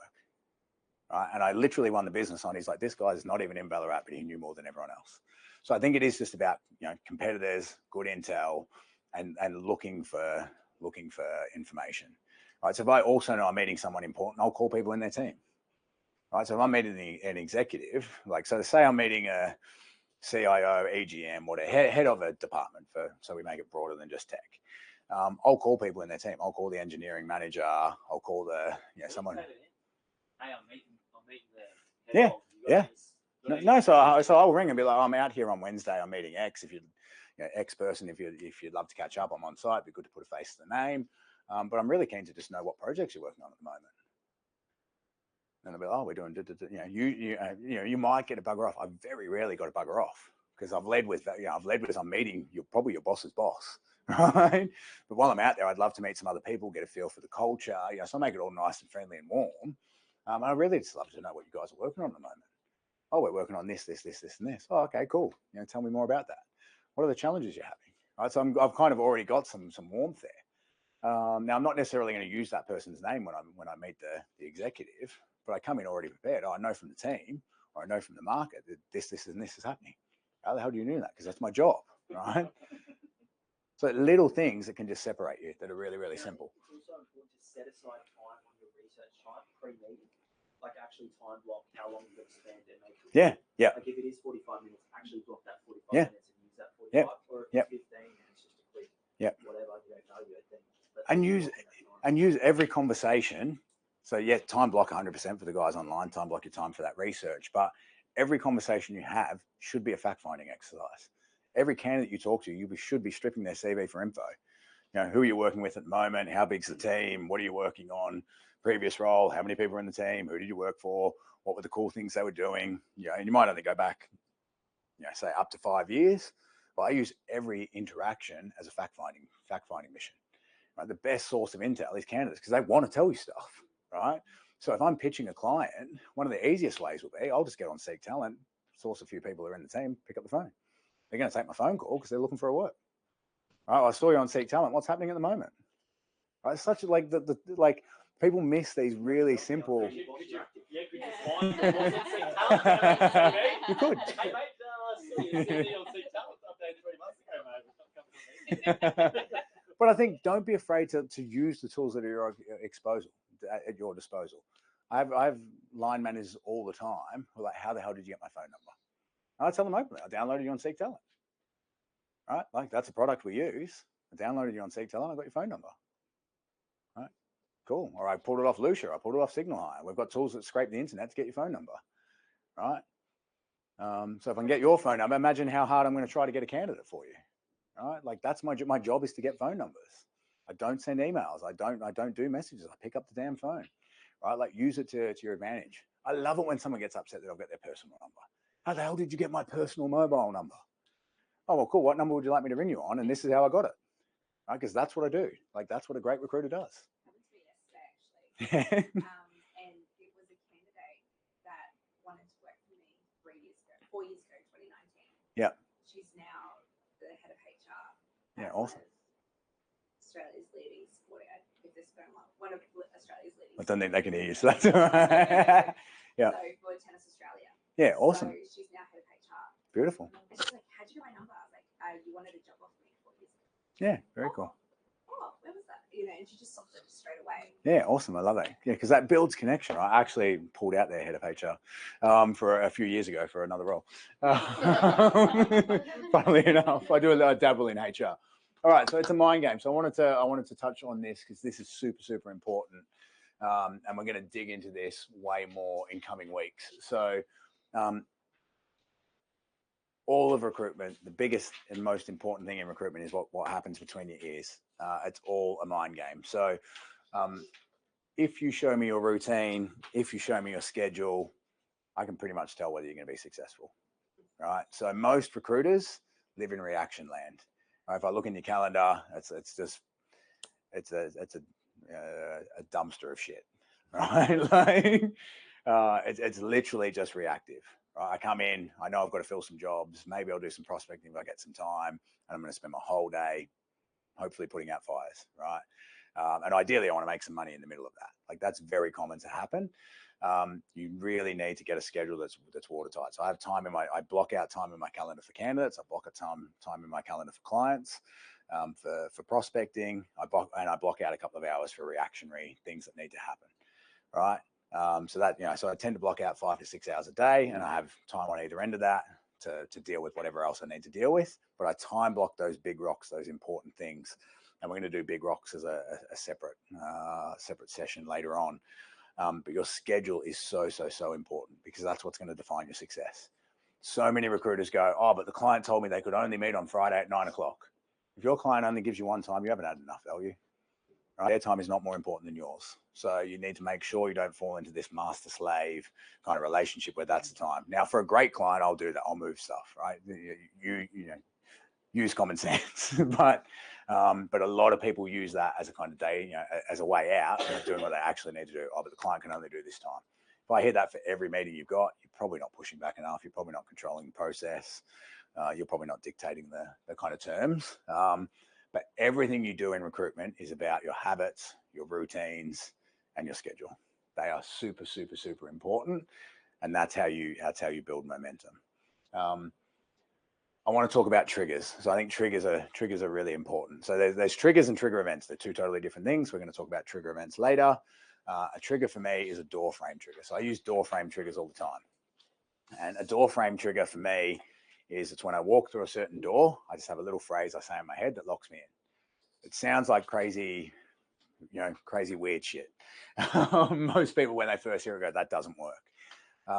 So I'll give you a couple of examples. So when I walk through the door of any office I work in, so now I'm with the XRecruiter boys, I walk through the door, I say in my head, this is where I'm successful. That's how I start my day every day. This is where I'm successful. When I go into the boardroom or any meeting room, or I go into a client visit, present and prepared. Right? So it means I'm never sitting in that room, not in that space, present and prepared.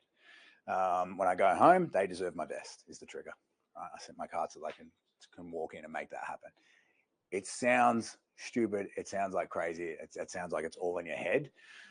We get so much knowledge and info thrown at us all the time. Triggers are an absolute game changer.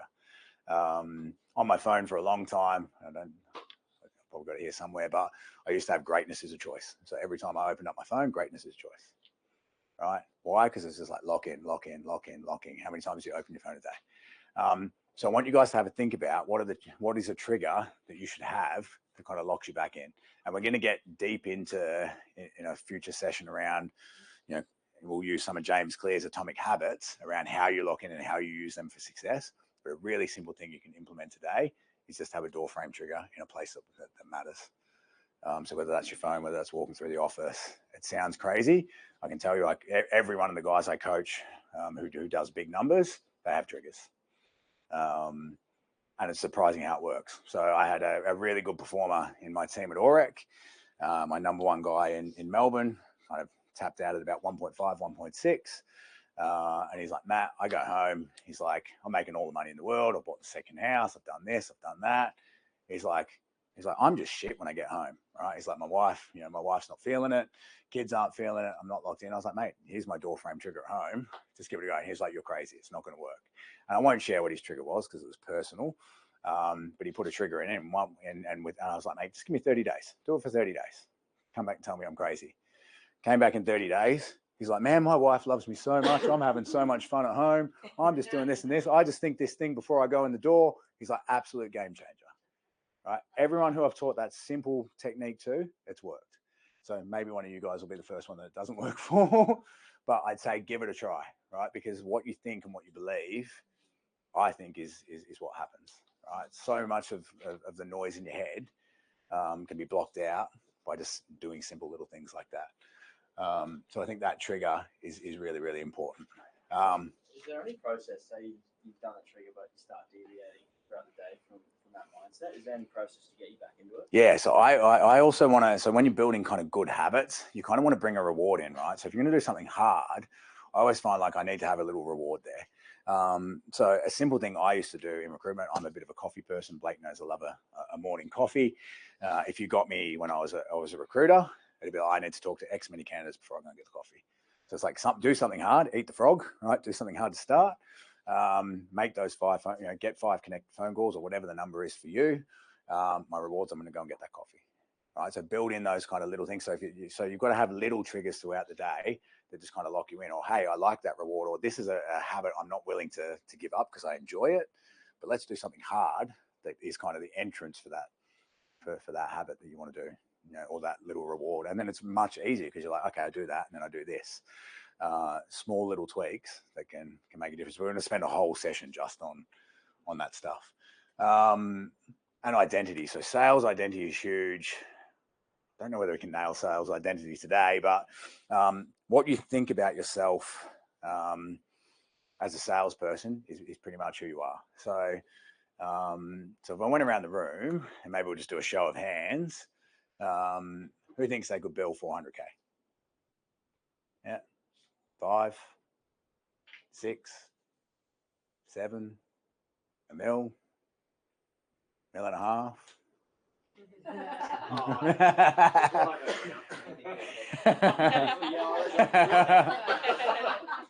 Right, so what I find is most recruiters, one of the biggest things they have is just a limiting belief around what they can achieve, right? Because they haven't done a backwards plan. They do everything by accident. They do everything without a schedule, without a plan, and they don't actually have a belief. Or they haven't been exposed to, what's possible. Yeah. Like, oh, mate, I saw everyone in recruitment. He worked at one company for 6 years. Like, I thought everyone just built 300-400K. Yeah. And then, like, I'm walking around Commercial Road or seeing, like, H people boys and stuff physically. And he's like, this was like 6-7 months ago. He's like, holy shit. Yeah. This is a different world. Yeah, and you bang on. You can be, and we talked about this in the potty, you can be a big fish in a small pond, right? So I've had so many recruiters I've met where they've come into my thingy and they're like, I'm the number one biller in my company. They kind of come in with the strut, and they're like, I'm the number one guy or girl. Cool. And I had one guy, I won't say his name, I should, because it's funny, but there was like me, my 2 IC who did over $1 million, and my 3rd guy who did over $1 million. He's like, I'm the number one recruiter for this particular company, and I'm thinking this guy's not very good. Right. I was like, okay, cool. What's the, I was like, okay, what number did you build? I'm the number one guy. Great. What's the number you build? Oh, well, I did this many contract deals and this many perm. Great. Just tell me the number, mate. Oh, I did 420. I was like, not like 420. And he's like, yeah, I did 420. I was like, okay, cool. And he's like, that's really good, isn't it? I was like, mate, you would be the lowest performer in our business. Right. With all due respect, you'd literally be last. Right. And I was like, I don't mean that to offend you, because he looked a bit upset. Right. And I was like, I don't mean that to offend you. That's actually the opportunity. Right. Because you're coming in, and to get to 420, you're good. Right. Like, you're not actually a bad recruiter. You're good. 420 is a good number. Right. We're making a multiple on you. We're profitable. We're okay. If I can get 10 people doing 420 and I'm paying you 130, like, that's a win every day of the week. But I said, that's the opportunity for you, because you're now going to be joining a team where you're at the bottom. So think about the opportunity, think about that growth opportunity, because everyone in this room, you can probably learn from. Everyone in this room has achieved a level of performance above you, and that's where we want to take you. The bank director was like, I don't want to join those guys there. They're all too full on. And I was like, cool, right? Because he just wanted to stay mediocre. And I think that's what happens with B players, right? And again, you see this in sport all the time. You can be the fastest person in your school. You get to districts, and then maybe you're number 10. Right? Maybe you scrape to number 10 and you go to the state championships, then you're number 200. And you're like, actually, I just want to be the fastest in my school. Right? But the people here, it's like, you want to be around great people. So I think that's what we've got in this ecosystem is learn from the people around you. Don't be afraid to pick up the phone to Deck, Blake, myself, other partners, because you've got this ecosystem of killers, right? And good people, you can learn from good people. But in terms of identity and building in an identity, you really want to think, and the starting point for identity, I'm going to share a video with you after this session from Ed Milet. I don't know if any of you guys know who Ed Milet is. Big American guy, tats, jacked. I think he sold a couple of businesses. He's worth a few $100 million, owns an island. He's doing all right. But he has this really cool video on impact theory where he talks about a range of different things. But he talks about identity for about 3 or 4 minutes. And it's probably the best 3 or 4 minute video I've ever seen on identity. And I'll paraphrase a little bit of it now. But he talks about identity being like a thermostat. Right, so like a thermostat in the wall. So we've got the aircon on today. Let's say the thermostat's sat at, say 28 degrees. Right. So if your identity as a salesperson is here, this is what I achieve. I haven't broken through that ceiling. You'll generally achieve that. Right. So bad shit will happen. All the worst stuff in the world can happen. You're going to achieve that number. Opposite happens. Though. Good things happen. Right. Or you're killing it. You've got momentum. Everything's running your way. You'll find a way to sabotage that down back to nothing if you haven't got that identity set or you haven't got examples around you. So it's super, super important for you to start to build that identity and kind of what that looks like. And there's a few ways you can improve your identity. I'll leave them for the video for him. But the starting point for you guys today, when you're starting to think about your identity, and normally I'd run this as a kind of individual coaching session, but I would get a piece of paper in your own time, do it with your colleagues if you've got colleagues, write the words I am on a piece of paper. And you're going to fill that piece of paper up with I am statements. I am whatever, good, bad, indifferent, or I am A. So you can use a sentence if you want to do I am A, fill that page up.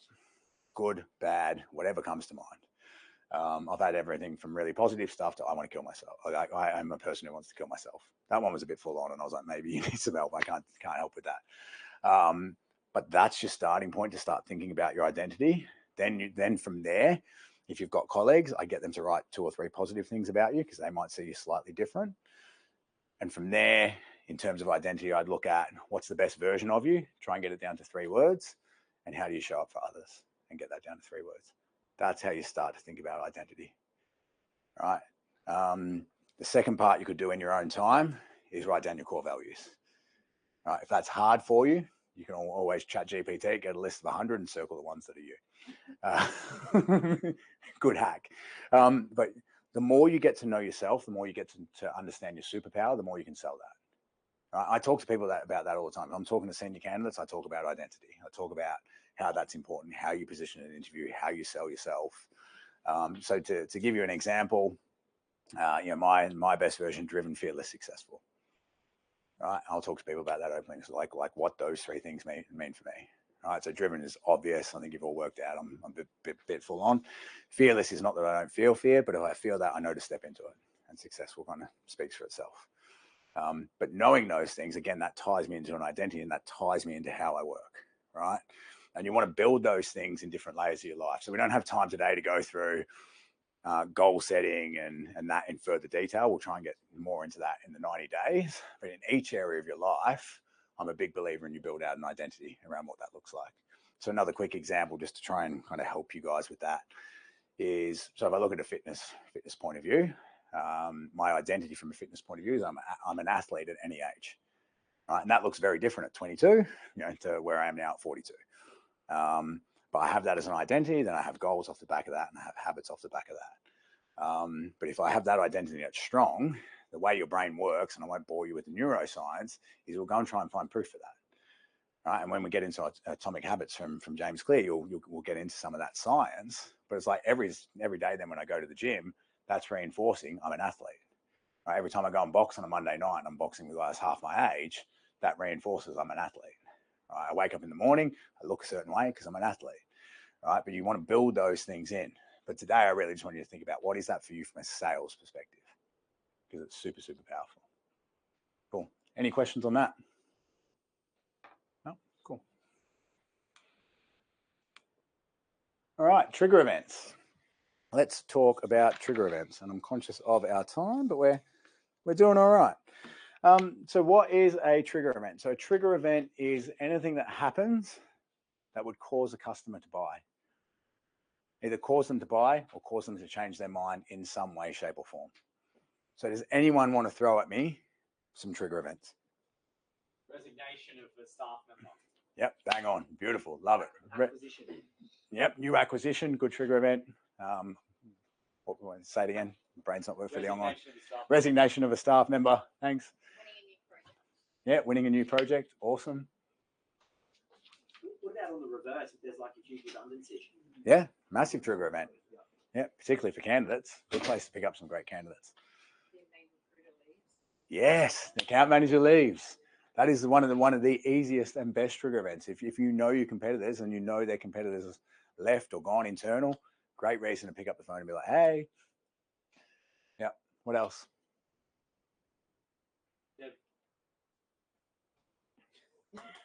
Hey, dead. New execs come on. Did someone say dead? I thought you said dead. Halfway through. Okay, so I'll share a funny, I don't know if it's funny, an inappropriate story on death. So dead is a trigger event. I didn't say dead, but it came out like that. It definitely came out like that. I Okay. was about to say their boss resigns. Then you Yes, go, definitely. "Oh, mate, Any resignations is a trigger event. Death. Yeah, it definitely sounded like dead. And dead is a trigger event. And I'm gonna be careful here. There was a particular guy at Graython. This is way back in the day. One of our customers, billing system company, their CIO died. Right, and there was a particular guy. He'll remain nameless. Aussie guy, but spoke with an English accent. That didn't make any. He literally put on an English accent. Thankfully, this doesn't go out broader because he'd know who he is. He's a bit of a douche. He literally rang them the day after he found out the news and said, "I've heard your CIO died. Can we fill the replacement?" Oh, you know what? I've got a client. This happened to me, but on the other side, I placed a candidate in New South Wales for a medical company. Yeah. One of my best clients, and the guy that I placed, he was there 7 months. He OD'd. Yeah.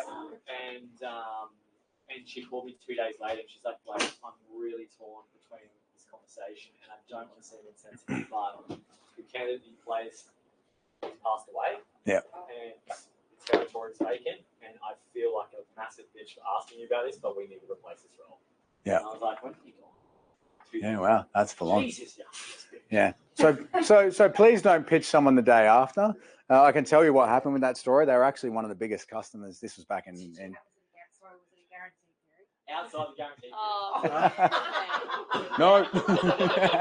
Good death. It was a deathly time. So in my particular story, this is 05, 06, so this is going way back in the day. But this particular idiot rang and pitched the day after they found the news. They happened to be a family-run business and they're privately owned. And the guy had been there 15 years and he pitched the CEO, and the CEO was like, "He's like a brother to me. I'm going to his funeral again. Don't effing call me. Your relationship is done." And they went from a $500,000 account to nothing overnight. So don't ever use that as a trigger event. But Blake said it, so the cat was out of the bag. Yeah. If client contacts you, different game. What else? There's a few that we're missing that are big ones. Well, for me, like Olympics. Yeah, awesome. Olympics, yeah, big project, big change. C-card. Yeah, C-card is a good one. Yeah, bang on. I have, there's like an evolution of like boomers retiring. Yeah, awesome. Market change. Yeah, market change. Yeah. All the boomers are retiring. all the old people, Blake, are retiring. Yeah. And that's that. I have that. Quite a few of my customers, like in the next 5 years, will be in a similar space. News article, AFR is good. Yeah, a couple of big ones. Regulatory change, huge. So if you're in sectors that have regulatory change or have a regulatory overlay, any change will drive projects always. I love regulated industries because you're guaranteed to make money. Like if you can work in those spaces, they have to spend. Government says do X, they have to jump. So are you, what are you doing here to figure out these trigger events? So we got alerts on. Is there a routine like every day when I wake up and have my coffee, I quickly read? Yeah, so you need to build them in, right? Like find. Wow. Where did these guys from? That's all Blake does.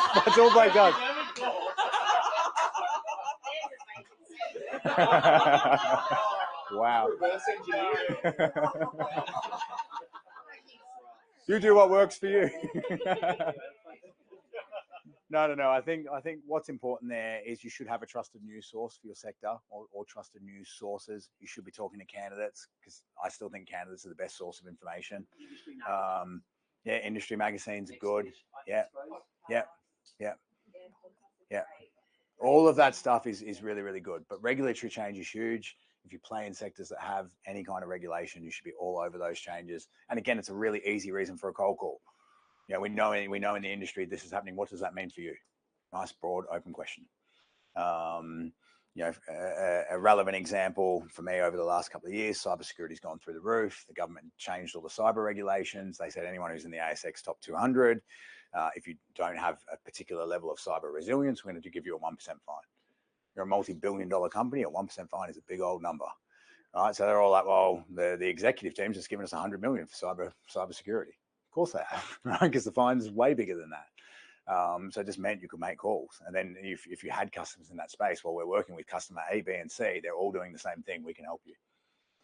So that regulatory change is huge. Government change is a big one. That always stimulates, you know, some form of change. It's not always positive, but government change is a big one. Yeah, white papers, conferences, candidates changing roles, and a change of office location is a big one. That's one people often miss. You know, they were in the city, they've gone out to the burbs. They're in the burbs, they've moved to the city. Great reason for a phone call, because generally, if you work outside of the city, you don't want to be in the city. If you work in the city, you probably don't want to be out in the burbs. So a really, you know, so whenever I hear someone's moving, I'm like, cool, I need to be on the phone. I know that's a trigger event. So you want to be monitoring all those things, because they're your different angles to have conversations. They're different ways to have a conversation. So maybe note that down, and we'll move on to the next page. All right, language of leaders. I'm conscious of our time. Do we want to do language of leaders today, boys, or do you want me to push it into the next session? Give Q&A. Just explain it and then maybe start. Yeah, start cool. on the next one. All right, awesome. So language of leaders and leading with insights. Yeah, let's get through this part. This is the secret sauce to getting up the food chain. And if I look at the difference between good to great recruiters, the biggest one is most of them don't speak the language of leaders. All right, so you will get delegated down to whoever you sound like. So if you're ringing and you're asking about, you know, how do you hire X kind of candidates, you're going to get delegated down to a line manager, right? There's no EGM, GM generally, unless they're a really small company, that is having that level of conversation. So whoever you sound like, that's where you're going to get delegated to. You want to get up as high up the food chain as you can, because if you get the person here, you get everyone else by default, right? And I'm not saying just do that. You want to be, you know, bottom, top down, bottom up. You want to do both, because sometimes you get the win in the line manager, and you can mushroom out this way. But if you get it up here, 9 times out of 10, you're getting the whole damn thing, right? No one's saying to their boss, no, I'm not going to use them, as a general rule. So how do you do that? The big thing is language of leaders. So my question to you guys is, what is the language of leaders? What's important to a leader? How do we add value to our business? A little bit. That's borderline. Industry knowledge. Yeah. Yep. I'll give you that. The outcomes that you're looking to achieve. Yeah. So results. Yeah. Results is a good one. Yep. Yeah. What's on the P&L? Yeah. Market share. Yeah. Market share is good. Growth. Yep. So for me, there's 2 really, really big ones. Sorry? Do they put money aside? They budget for, you know, our service? Do they have that in there? No, me, that's line manager land. Risk, yes, bang on. So the 2 biggest ones are return on investment, right? Or return on investment or reward, or results, and risk. Right? That's what's most important to an executive. They're not going to sleep at night thinking, I need to put this bum on a seat. Right? If I'm a senior exec, say I'm in manufacturing and logistics, I'm thinking about risk. I'm probably thinking about safety. Right? I'm thinking, what's going to expose me to a fine, a bill, a death, you know, something that's bad, or how am I going to make more money? All right. So you've got to think every executive is paid on the number they result. You know, so what is the KPI or the SLA of the top dog? Right? Because whatever it is for him, it cascades down. right? And it's always going to be around two things: reducing risk, bigger return on investment, or bigger just return in general. So that's the language you want to be talking about. Outside of that, you want to be talking about efficiency, better efficiency and effectiveness. Why? Drives return on investment. You want to be talking about productivity. Why? Return on investment. No one spends money in a company for the reason to spend money. And I think this gets lost on people. I know certainly for the guys in tech land, they get lost on all the time. No company goes, I'm going to spend $100 million on an IT project if there's not a return. Right? It's a $100 million hole. They spend $100 million because we're going to automate A, B, C, D, and we've worked out in 5 years we're going to save $200 million. Right? So we made $100 million. Right? It's no different for an executive in any space. They're all playing the game on how do I maximize my return and reduce my risk. It's always linked to their KPIs and it's specific to their industry. And that's why when you're pitching to these people, it's about the outcome you've achieved. It's not about we've placed five candidate profiles X, right? It's about the results candidates 5 profiles X are. And we'll get into that again as we go over the 90 days and we talk about so if I was going to draw the bell curve of talent, your job as a recruiter is to get them someone in the top 15, 20%. And have the story there that goes, if we get you someone here, this is what it means for your business. And this is what our success looks like. So when I'm talking about, or even when I'm putting together like a one-page marketing deck, I want to capture everyone. So there'll be an element of around, here's some ratios that are important. Here's some diversity ratios, because that's a big one now. That's huge on everyone's radar. So I'll have gender diversity ratios. I'll have ratios around CV to placement, offer close. And if your offer close should be above 95%, we'll get that. Get to that in another day. But I also have data around how long someone stays with the business that I place. Right. So I don't talk about how many fall-offs I've had, and I have very little, but I talk about how long someone stays with the business. I capture that data point, right? So they've been there 3 years. I capture data points like how many times have they been promoted. So on average, the people I place within the first 12 months get promoted, right? Because they only get promoted if they're achieving results. And here's the results they achieved. They're the things that are going to start kind of capturing the attention of people who are more senior, right? Because it's about return on investment. It's about de-risking things. And we're going to jump more into that and client personas next time. So I want us to workshop together a client persona example, kind of go through that and go, how do we build that out? And that's kind of part 2 of the masterclass today. It's a good place to kind of stop. But where we're going to get to with the second class is we'll start on the client persona. I'll show you what's important to them. I'll show you where to find the data that's important to them, how you build out that sales story. And then I want us to look at personality types and how we sell to different personality types, because that's super, super important. But we'll get onto that in the next session. So I might hand over to you guys for any questions.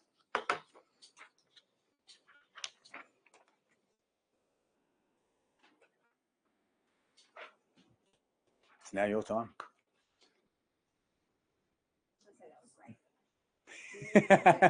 Thanks. Did you say you have what the XRecruiter guys call a pitch deck where you call a capability statement? So you've had a meeting with a client and they want to see your capability statement or your pitch deck. Yeah. Would you have that type of information in your pitch deck? How long people have stayed in the business? Yep. Who've been promoted? 100. Yeah. Rather than just we fill ABCD jobs. Yeah. Yep. Yep. So I want outcomes. It's here's the story, here's the example. It's fucking real, right? So it's because so many recruiters are self-fluff. Oh, we place this many candidates. It's that's not, and maybe it is real, but it feels inauthentic. Whereas if you can go, here's the story, here's the example, here's the hard data point, right? People believe that. And there's a bunch of stuff around psychology, and I found this in a really weird book. There's a book called The Psychology of Totalitarianism by Matthias Dessman. It's kind of on, how you manipulate, people can be manipulated with data, right? And there's actually a hack in the brain that if someone sees it on a graph, and I think the percentage is they're 65% more likely to believe it. Right? So when I do a capability statement, I have graphs everywhere, right? And they've studied that, and it's a real thing, right? As stupid as that is, but if you have these little graphics, people go, oh, that's real. And it's been proven, right? And they used actually COVID as an example with a bunch of the data that was thrown out and how they made people kind of believe stuff just by putting it in graphs, because people don't actually read it. They just go, oh, we've told you that's the data point. Oh, cool, it's in a pretty picture. It's insane, but I think that's really important. a capability statement isn't going to win you business. So I like it as a follow-up. If someone says to me though, and objection handling is another day, but if someone says to me, send me your marketing material, send me your capability statement, I push back on that straight away. But like, there is nothing in our capability statement that is more valuable than 30 minutes with me. Pause. All right. Like, yeah, I can send you the fluffy brochure, or you can just have 30 minutes with me, who's an expert in your field. What would you like to do? Pause. No one's going to say, actually, the capability statement's better than you. So it's about using that psychology, right? And I find that works for me. Again, I have a particular style, but no one's going to say, actually, I'd prefer the document. Right? So your language, your tone, how you ask questions, that's going to be in our excellence of recruitment, about how you have these little tips or tricks that are going to get you in front of more people. So if you get in front of more people, you win more. Simple as that. The only other thing I want to touch on, and I kind of skipped over it quickly. I think Edwina, you threw me off with the glove comment, but it's quite clever, right? So one big thing you can do, old school marketing, your lumpy, what do we call it? Lumpy pages, lumpy posts. One of the best things. You don't know that? Yeah. One of the best things I've done, and I've done it for many, many years now, is old school handwritten cards. Right. So I turned 40 a couple of years ago, giving away my age, and I wrote 40 cards to 40 people who'd made an impact in my life. A bunch of them were clients. Absolute game changer. Right. And it was just a little note of thank you. Right. This is, as I'm 40, I'm writing to 40 people. This is what, thank you for this. Right. And they were like, oh my God, just come out. And they're like, dude, fucking amazing. I didn't know I'd done that. That's fucking amazing. Come out and see me. Right. Or whatever it might be. Or even just at Christmas, right? Handwritten card. So much more powerful than here's our e-card. Here's something fluffy. Make it personal. Take the time. Again, find out what your differentiator is. But and I write horribly. Like, you boys have seen me scribble in your books, right? Like, so you might not even be able to read it. It's like, he's written something pretty cool. Could you just do that as a BD tool? Like, yes. I'm turning 32, and I just could write to my 32 best clients. Like, you could.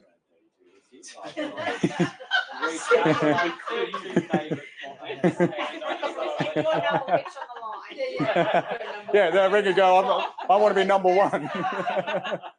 So I think you've got to do what works. Like, you've got to be authentic, right? So it's got to be a thing that's a thing for you. Now, I feel like I'm pretty good with words, generally speaking, like in written form, and it was just a super powerful thing to do, right? And I had probably, of that 40 people, 20 were friends and family. The other, and there was probably 15 to 20 clients there.